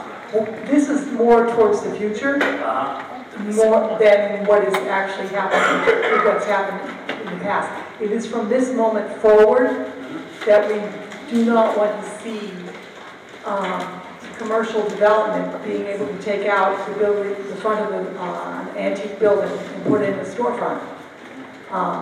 Instead of maintaining and reusing and adapting the antique home, they're going to adapt it to business purposes. So we would not want to see from the facade that you put in commercial glass front windows rather than, reusing the original windows in the front of the house. I obviously am trying to make a point. In the 42 years that I've lived here, there has been changes, there have been changes to the properties, and to my mind, they've all been in keeping with the character and the architectural character of the community. Okay? So my point is, If it's not broke, don't fix it. And let me take you on a little trail through Lunenburg and cite some places, starting at the intersection of Oak Avenue and Highland Street. Mr. Ebersol's house. He redid that, and it's gorgeous. Go down Main Street, and the old Markham house that was recently sold, they put on the two-car garage, and it's very tasteful. Okay? And you keep on going into the center of town and down Leominster Road. On the right-hand side, the Colangelo property was redone, and that's a fantastic property. And I could go on and on and on. The point is, the people that buy properties here in Lunenburg spend a lot of money, and they really take care of what they're doing. I'd like to read something, if I could, please. Could I respond to Of course you can. Sure. what Thank you you. just said? It isn't what people have done in the past, it's the opportunity that now sits before in the future. With Article 27, which will be heard next, if that goes through without having Article 26 in place, the opportunities to change over properties in Lunenburg to business properties is enormous. So if you can't sell your house, there's a business that might like to mow it down. There would be only 6 months of the demolition delay bylaw between them and taking that property down. And it's going to be enormous as to what the incentive is going to be. And so that is why. It isn't what people have done in the past. I think what most people have done is tremendous. They love Lunenburg, they love their homes, they invest quite a bit of money into them. They are very concerned about how they look and the look and feel of Lunenburg, and I have no argument with that. It's what's going forward, and that's why this piece is a preservation piece to incentivize it does remain the way it is and not be changed over into an entirely commercial business district. I respectfully disagree, and I'm concerned that this entire article has not been posted so that people could read. But I'll try to give you a synopsis of what I got from the article. My point is that another committee to review our daily lives, yet one more bylaw to adhere to, and to top it off, the proposal before us discriminates against aged homes, 75 years and older, while giving all those younger houses a free ride.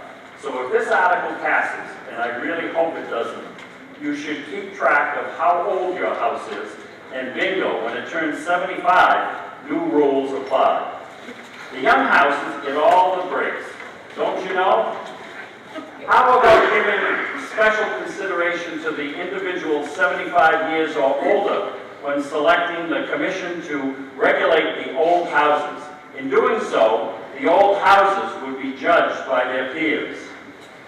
Seriously, folks, we have before us today a proposal to regulate what can be done to old houses by a committee, yet to be named, who may establish rules and regulations unknown by us at this time, who will review an application yet to be designed, but said application will be required to have photographs showing existing buildings and site conditions, building elevations, showing the proposed configuration and building materials, a plan showing the approximate footprint and relationship to buildings to other structures. This means the neighborhood of homes or houses in proximity to the subject property.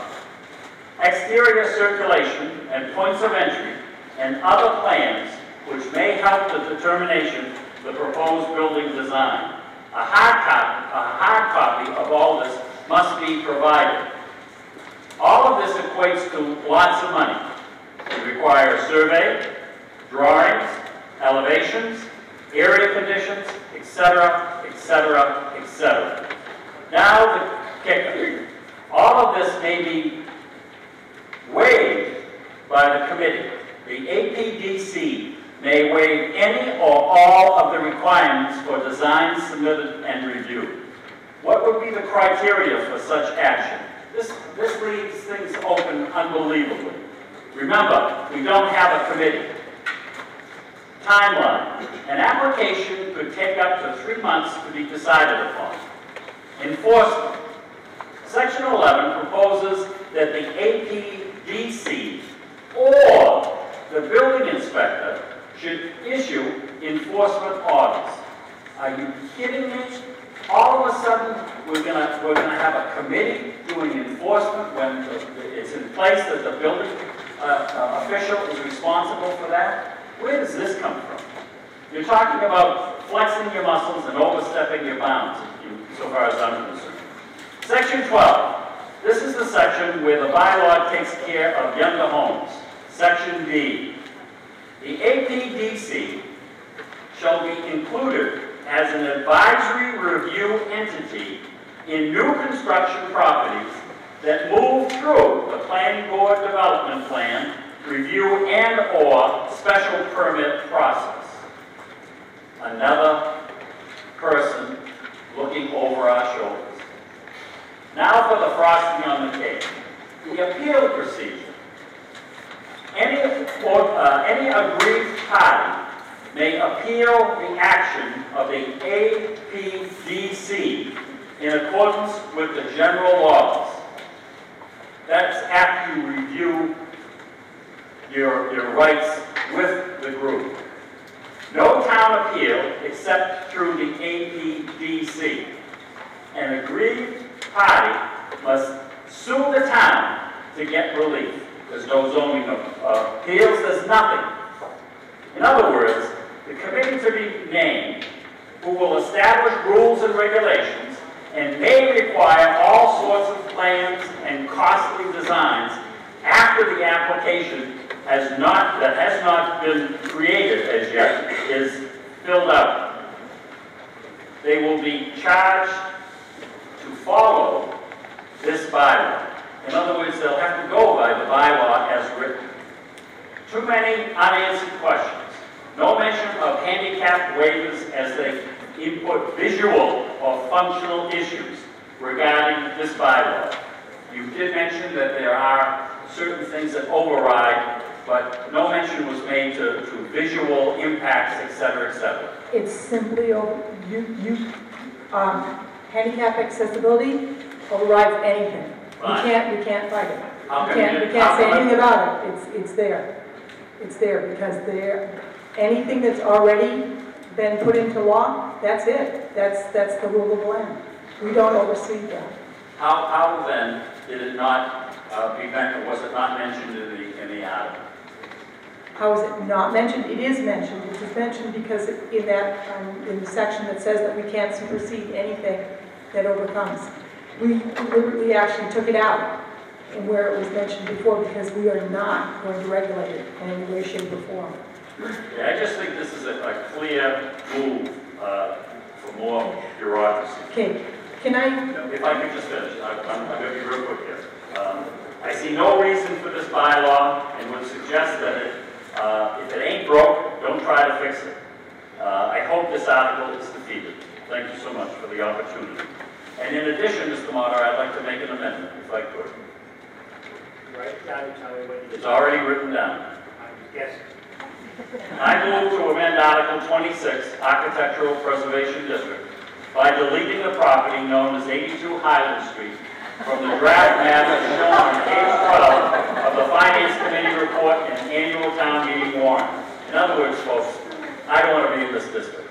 It's right at the end, so you can lop it off real quick. And I offer this to the town clerk, and she's having lunch. She's going to get my thing. Bring it up. We're going to bring up the amendments after we talk about Sure. priorities. So you never know. Maybe it won't pass and you'll already know.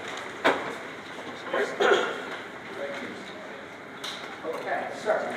Yes, Brian Corcoran, 9 Lancaster Ave. I am right in the very center of Lunenburg, and I highly recommend the DC be passed. I really think we have to have a long-term look, not a short-term look. This goes in conjunction with the next article that's coming up. where we're looking to more commercialize the center of town, and I think we need to have the protection of some of the older buildings. Many of the people that have restored their houses actually live in the center of town. You're going to have businesses that come in here, people that actually don't live in this town. They're looking to make money. They don't really care potentially about how it looks. If it makes money, that's what they're concerned about. We need the protection. So. Thank you, sir. Chris Menard, 673 Page Street. I just got a question as to which map we're actually voting on, because they're not the same. The map that you have in the article shows just the Historic District Commission, but in the writing of the article, it says that it incorporates both that map and the village district map. And what you have in your hand is that map. When the article was printed, we didn't have a conjoined map, and so that's why we made the effort to put it together for this meeting. So the article includes this, does not include the school, and this does include the school. If you read the language that's in here, we have always included both maps. It was just that when they printed it, they only had the Historic District map to print, and then they had the map that'll come after it that's in Article 27. And so this is a combination of these two. But the Historic District map here does not include the school? It did not originally when the Historic District was put together. This article does include the school. It includes both the village district map and that. And that's why you have Will we be the extra specific handout. about what school we're talking about? The TC Pasos Elementary School. That's all. Mr. Monnery? No. I just want to clarify. The school that is not included in the map is the new middle high school. Right. Oh, okay. No, the TCP. Or the old. The point is, let's be specific on what school we're talking about. I think the warrant article includes no schools. This map has a school, which I think is TCP. It does not even show whether the middle school or high school in full or in any part is included in it. And in addition, there's a property on Oak Street in this one, but not on this one. So I just want to make sure that when we vote on this, we know which one we're voting on. Excellent. Mr. Moderator. No, town council. Thank you, Mr. Moderator. Joel Bart, Town Council. On that point to the previous speaker, I'm drafting for the maker of the motion an amendment that will clarify 2 points. And one will be to refer specifically to this yellow handout map that we all received this morning. So you can ignore the black and white map that's in the warrant. We're only talking about this yellow map, and I'm writing text that will make that clear, that will make it part of the motion and part of the record. Thank you. If you don't have a copy of it, raise your hand, Dr. Grossman will give you.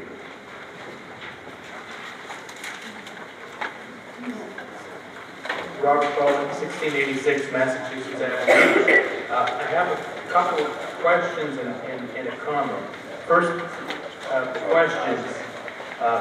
Along with the lines drawn on this map, there are 3 different colors. And my first question is, what do the colors mean? Are the yellow, the white, and the red properties treated any differently, or what is that all about? Now the comments, well, one other question not related to the map has to do with enforcement. I understand under the enforcement provisions that if a building is demolished by neglect or otherwise, there is a 2-year delay with the issuance of building permits.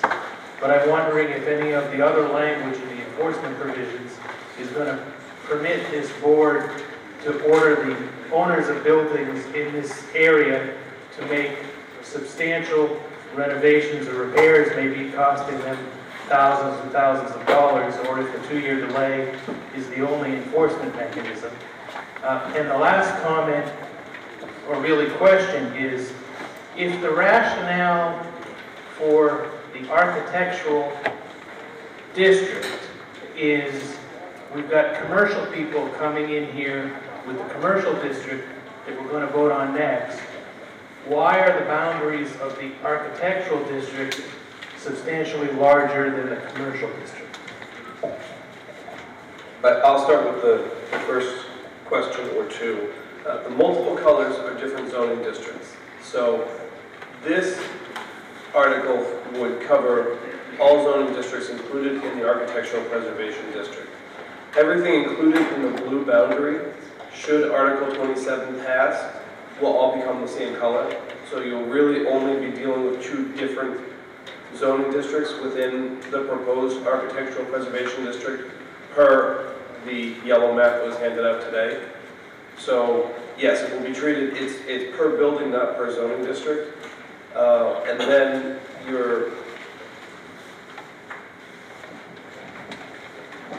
the reason why the APDC district is greater is because it follows the outline of the original historic district. And if in 1986 they thought that these houses were significant enough to deserve protection, I think they also still require protection. And the protection that I would greatly like to give them is that we've seen through a demolition delay bylaw that is only 6 months between whether a house stands or it falls. And nothing that we have done has ever been successful in getting these houses to stop. And so therefore we'd like the protection that the commission could offer that would put up far more of a fight against having a historic home be demolished. And with the threat of commercial development, that is far greater. But even if these houses are outside of that commercial district, we still would like to see them preserved. And that's why we'd like to offer them that protection. And then the last question was with regard to the enforcement. What enforcement powers? The enforcement powers and those standards come out of when the commission is actually formed, and they sit down with the planning board and make sure that their design guidelines are going to jive with what's going to be in the village district guidelines, so that we're not crossing hairs on what we're doing. Those guidelines then would be about specifics, about what would we do in an enforcement situation, what would we do as far as building materials, what would we do as far as, how action would go forward. And this is the part where, once again, Lunenburg gets to sit down and say, I don't like this, I don't like that, I want to improve that. Because that all comes to public hearing, and all comes to board people, so that people are not going to be like blindsided that what did this little back room closet group do to my life and my homes and how I have to live. This is going to be public and open. And if people are going to say that, I don't want this, I don't want that, that's going to be the rule. The real thing with demolition by neglect, you asked a question about that, it is one of those things that we have looked at and said that it should be more of that we should come up with a process to help those people to be able to bring their houses back, not to be a process of where we sit there and, point a finger, want to point a fine, want to make it a situation. We want to be able to sit there and come up with a vehicle that possibly could be able to have a revolving fund that could sit there and say, here, you need to make, some structural changes to your house, you're behind, you can borrow from this fund and then you can pay back and this fund will revolve over and over and over again. That would be the ideal that we would love to see. We would not like to see this become just a fine situation that would never ever bring the house in compliance and just put it in against the property. That's not the goal, and that's never been the goal. That's not the goal, but if I understand it correctly, this district that we're authorizing will authorize this board to develop enforcement mechanisms that could include that. They don't have that authority now, and they won't have that authority if the people of Lunenburg say no. That's the truth. That's how it has to be. Okay? All the enforcement, compliance, and all that stuff comes from the people of Lunenburg. It is not going to come out of some 5 people commission that makes, makes laws and wants to order everything. That's not how it's going to go. Thank you.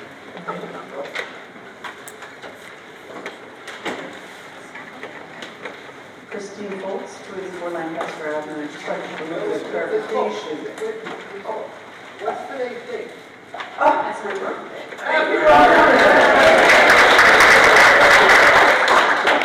I'm not quite 75, so you don't have to worry about demolition.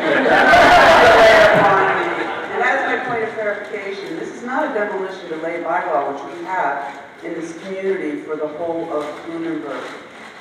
What it is a preservation of what we see today that will be there tomorrow. And I want to make sure that people understand that no matter whether you live in this district or not, if your house is over 75 years old and you want to tear it down, you have to go before the delay bylaw. But that is not what we're talking about here. What we're talking about is what our town looks like and what the center of our town is. And as we're trying to bring in new companies to invest in our community, we want to be able to have the power to say, no, you can't put a Dunkin' Donuts with a nice shiny glass window up. We have to keep the preservation of what our community is. And if we don't do it now, we'll never have the possibility of doing it later, and it will bite us in the backside. My 2 cents. Carol Hatch, 41 Hilltop Lane. I really think it is difficult to combine a bylaw that includes both business and residential buildings. I think that is becoming clear. But also, what are the consequences if someone violates the bylaws? The consequences of what happens when they violate the bylaws will be in that compliance part that will come out of that commission. Those things that they come up with there, that go through the public hearing process and then go to the selectmen, will be how compliance will happen. And that will be part of that, will be an education process that everybody knows up front what's happening. So they're going to advertise it, they'll probably distribute it, whatever they need to do so that people know what's being proposed and come in and have your 2 cents, have your say about it, because, they're the ones going to have to live with it. I think we need to know that beforehand. They can't know it beforehand because they can't do it ahead of time until they actually get input.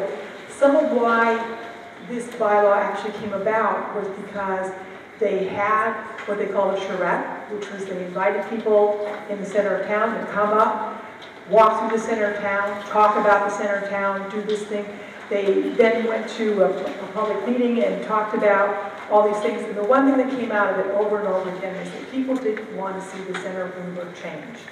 They didn't mind that business would come in, but they didn't want to see it change.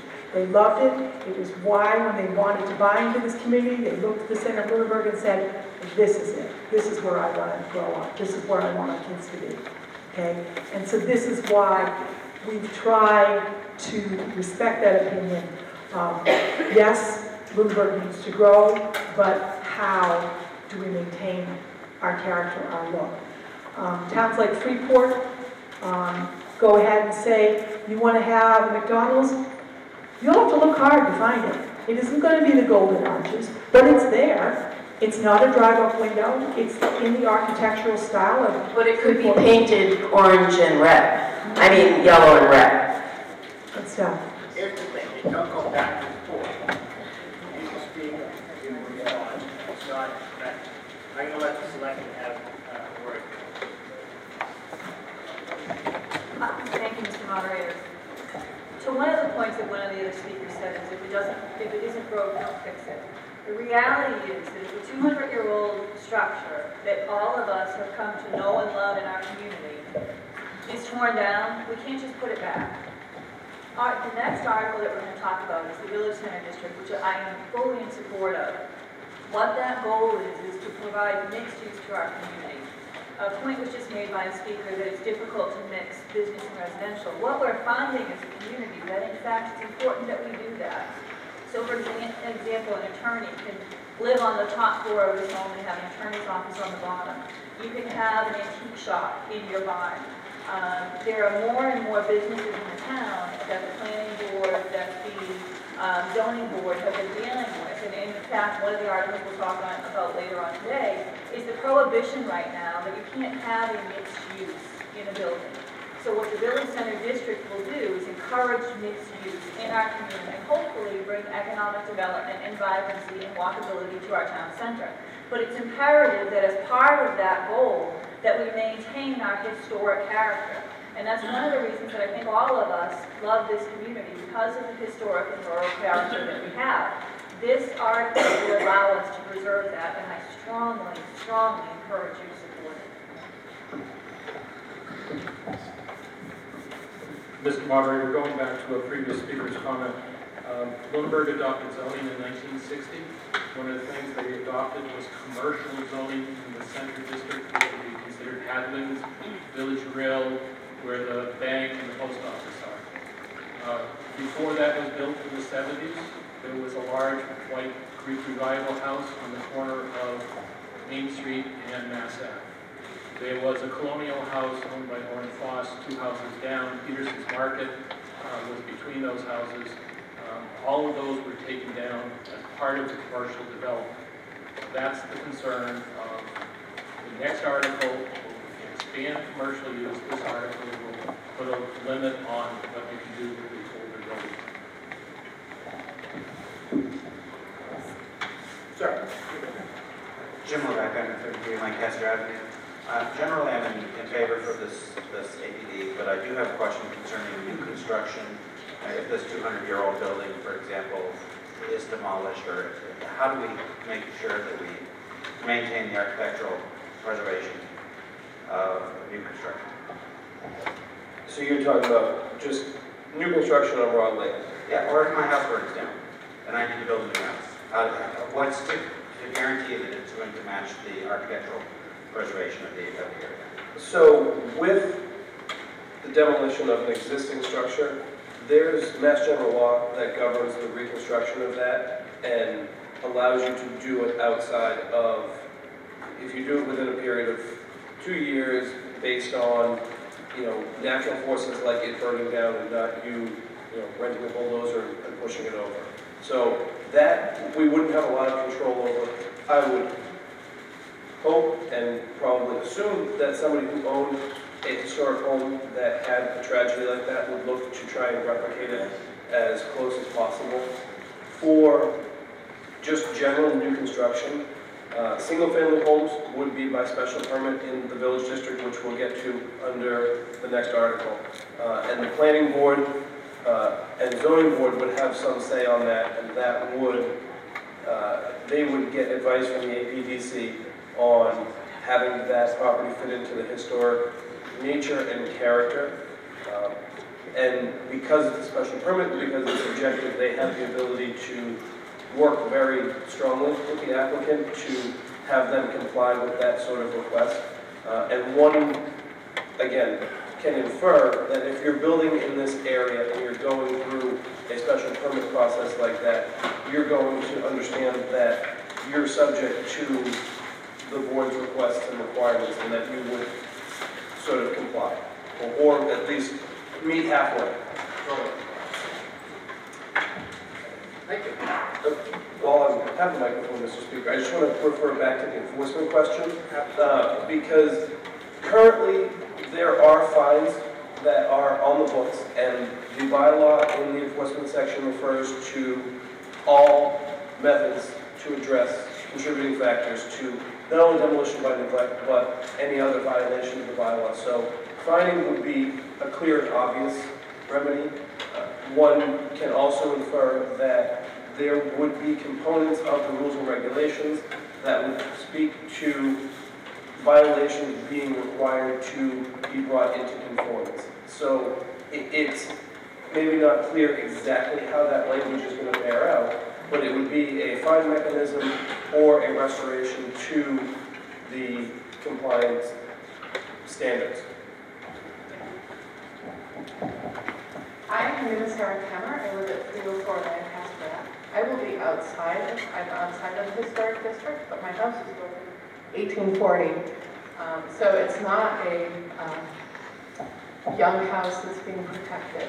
To address some of the earlier comments, I wish the historic district actually extended further because there are a lot of houses that go up that don't look like the interior of Lunenburg that I love. And along Lancaster Ave, there's a lot of development that isn't that colonial development. And I understand that and appreciate it. But to my question, I really appreciate the APD, but I am a little concerned about what is the appeal process if people disagree with the APD. Does it go directly to the state? Because that is a lengthy battle for a homeowner or even a business if they disagree with the APD. And that's my only concern left with this bylaw. Or whatever it is. Anytime anything comes before the commission that is a property that's going to be reviewed, a design that they want to do, the intent of the commission is to work with that person, to give them feedback, to sit there and say to them, you know, if you would do this, this would be in compliance.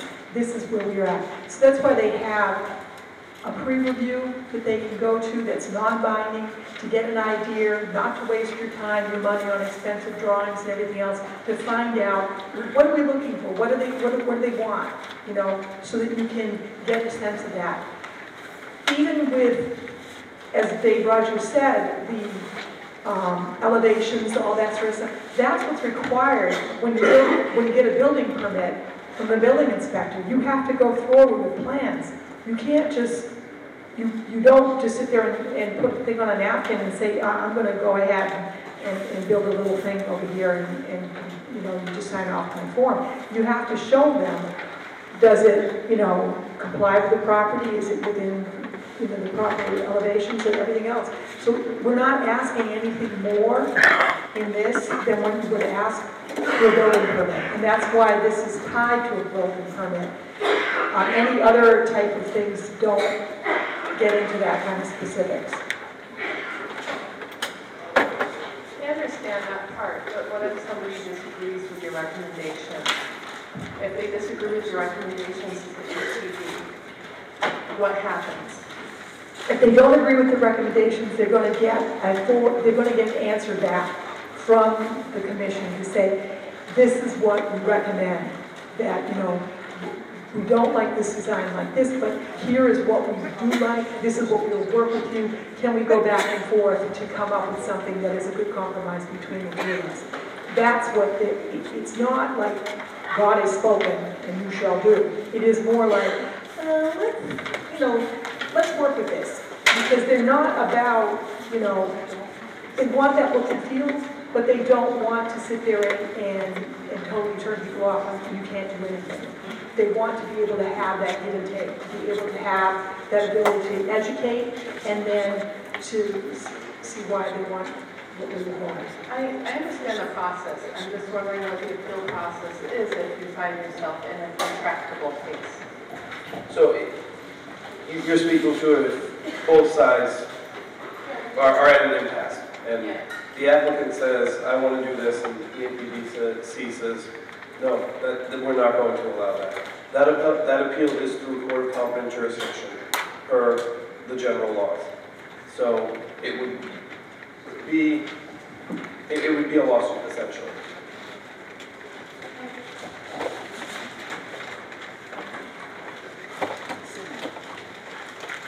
Amber Phelps, 123 Livingston Road. I happen to be fortunate enough to live in a home that's approximately 250 years old. That home from the street looks exactly the same way it did 250 years ago. However, an addition was put on 75 years ago. You would not know that from the street because it was put on in the back. The home has been maintained the exact same way as it has for so many years. One of the reasons that I selected Lunenburg to live in was because I was so impressed with the town center. When we drove in, I saw the town center and I said, wow, It reminded me of Cohasset. Beautiful, gorgeous. And I'm really looking forward to having the architectural protection involved in the town. I'm very happy that the selectmen have supported it, the planning board has supported it, and of course I support it. So I just wanted to say that. I'm Hillary Keeling, I live at 324 Sunny Hill Road. And you mentioned that the language was taken from the town of Ipswich. And I was hoping that in terms of the discussion around mediation, around when we get into a fight, when we get into an argument with a homeowner or with a business developer around a complaint, and the commission has to adjudicate that. If you could give us some context in relation to what other towns who have adopted this and have gone forward with a village bylaw, who have successfully implemented bringing business and architectural preservation of their town centers together. If you could contextualize what that means in terms of lawsuits, because we just did our budget. We don't have a lot of money to fight stuff like that. So I just love if you could tell us, how does this actually work in practice? I'd appreciate that very much. What I can say to that is, most towns who are doing something like an architectural preservation district aren't tying it in with the village district at the same time. They're generally in a place where they have established zoning districts and they're identifying an area that they feel has a threat to the architecture, which is much what Ipswich was doing. It's adjacent to their commercial area, and they have some series of homes that they felt were important. The bylaw that Ipswich has is on the very low-key scale of architectural preservation districts, and I would say that ours is right in that same realm as theirs. Communities like Cambridge also have architectural preservation districts that do extend into commercial districts. Their requirements are much higher, and they have a greater amount of control. As far as their lawsuit history, I couldn't speak to that. I will say, from the development side, site plan review, development plan review, in 15 years in municipal government, I think that I've seen less than a handful of lawsuits. And that number might go up to 6, but 3 of those were on a single project. So it's not a fun thing for any side. I think what we can look at in the architectural preservation district as a benefit is, unlike a special permit or unlike a variance, if you're denied, there's no language in this bylaw, there's no general bylaw that speaks to this specifically that would prohibit you from making alterations and reapplying, or from taking a pause and saying, okay, you're about to deny us, let's see if we can kind of come to some middle ground. So, with a special permit or a variance, if you're denied, you're looking at 2 years of waiting around, or going through a section 16 finding to have substantial alteration made, and having to, do the song and dance for someone else to prove that you did a substantial alteration, and then going back to the board. This doesn't have any of that. And so I think it's really more about the negotiation between the commission and the property owner.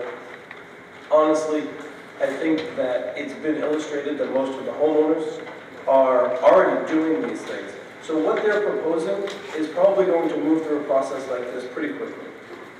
Businesses, for the most part, are going to be the ones who hem and haw. They oftentimes will comply and will do so because they see the business opportunity. If somebody wants to locate a business in one of these structures, they've either identified it as a place that they have a personal feeling for or towards and will want to keep it for that reason, keep the character for that reason, or they've identified it as a place that they're going to make money and that they're going to be successful. And spending a little bit more or meeting the requirements that are put forth in order for them to have an easier time moving through the process is oftentimes something that businesses will accept and do. I think that we also have to look at the village district, and I know it's the next bylaw, but this is not something that's going to change the character of the center in 6 months. The full realization of what the intent of that is a decade to 2 decade long project. 20 years from now, the center of Lunenburg, as the center of so many communities, is going to look very different than it does if that bylaw passes. And I think that this is something that we will grow on, and no bylaw is perfect. I think that everybody in this town can say that they've seen one thing or another come through this town meeting that after it's been implemented and after people have worked with it a little bit, they've said, we really need to look at this and we need to tweak it a little bit. I don't think that this is going to be any different, and I think that the rules and regulations are where a lot of the tweaking is going to happen, and it allows for the selectmen to review it, to have a voice. It's done in a public hearing, so I think that there's the possibility for this to live and grow and breathe, just like property development and just like the way the fabric of a neighborhood changes over time. So, I don't want to just paint the flowery picture. There's going to be times where it's going to be contentious, but I think that most people are going to go towards the appeal into a lawsuit type of movement. Chris Menard again. Just another question related to the map, now that I look at it again.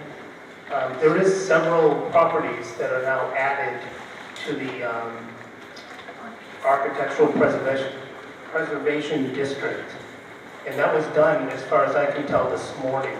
So if those homeowners woke up this morning, or property owners woke up this morning thinking they weren't in it, and therefore did not come to the meeting, they now are in it, and were not given much notice. Well, that's true, we got a problem. So let's find out.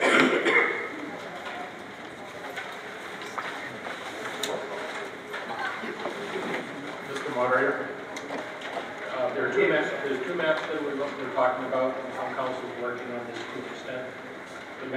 The yellow map incorporates both, but there's some errors on that.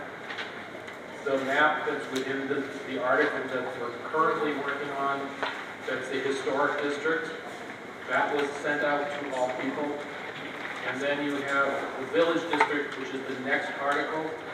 That district was sent out to all people. There's the overlay of the two. There were no additional parcels added today. And there's one parcel on the yellow map that looked like it was added. The town council is going to deal with that as far as taking that off. And then there's another parcel that was excluded that he's going to be adding back in to be consistent. And then there's the proposed article to take one out. But all of the properties that are subject to this district were included in all the notices that went out before. So when we vote, there are no additional parcels that were not already included. So specifically what I'm looking at is to the left of where it says Padula, that is now added. There's a parcel now to the southwest of it that is added. That's correct. What this proposal does is it says anything in the historic district and anything in the village district will now be in the architectural preservation district. So it overlaid both maps. So those two parcels that you talked about were already in the village district, which is the next article, and the Padula property was included in the historic district. So it was already included in the proposal. So I'm not sure I got my question answered. I still think that properties were added since the warrant article was sent out, that those property owners may or may not have been given warning on. The wording in the article says that everything in the village center district will be part of the architectural preservation district. So if you look at the map on page 20, which has the village center district outlined, and you compare that with the historic district and put those two maps together, so properties weren't added. Unfortunately, the maps were not combined in the warrant. but the wording is very clear that the two areas are included in the APD. So if you look at the map on page 12 and the map on page 20, and combine them as is worded in the article, you end up with the correct map. So the problem I see is that if I looked at this article by itself, which was dealing with architectural preservation, not just village district, I may have looked at it and said, I am not included in this, and I may not have cared as much about the other article. So unless I have confirmation from all those property owners that they're not waking up this morning and without them knowing we're voting on something that materially affects them, I think I have an issue with redrawing the boundaries today. Raise a good point. Let's let them get it now, see whether or not. If you look at section 15, sorry.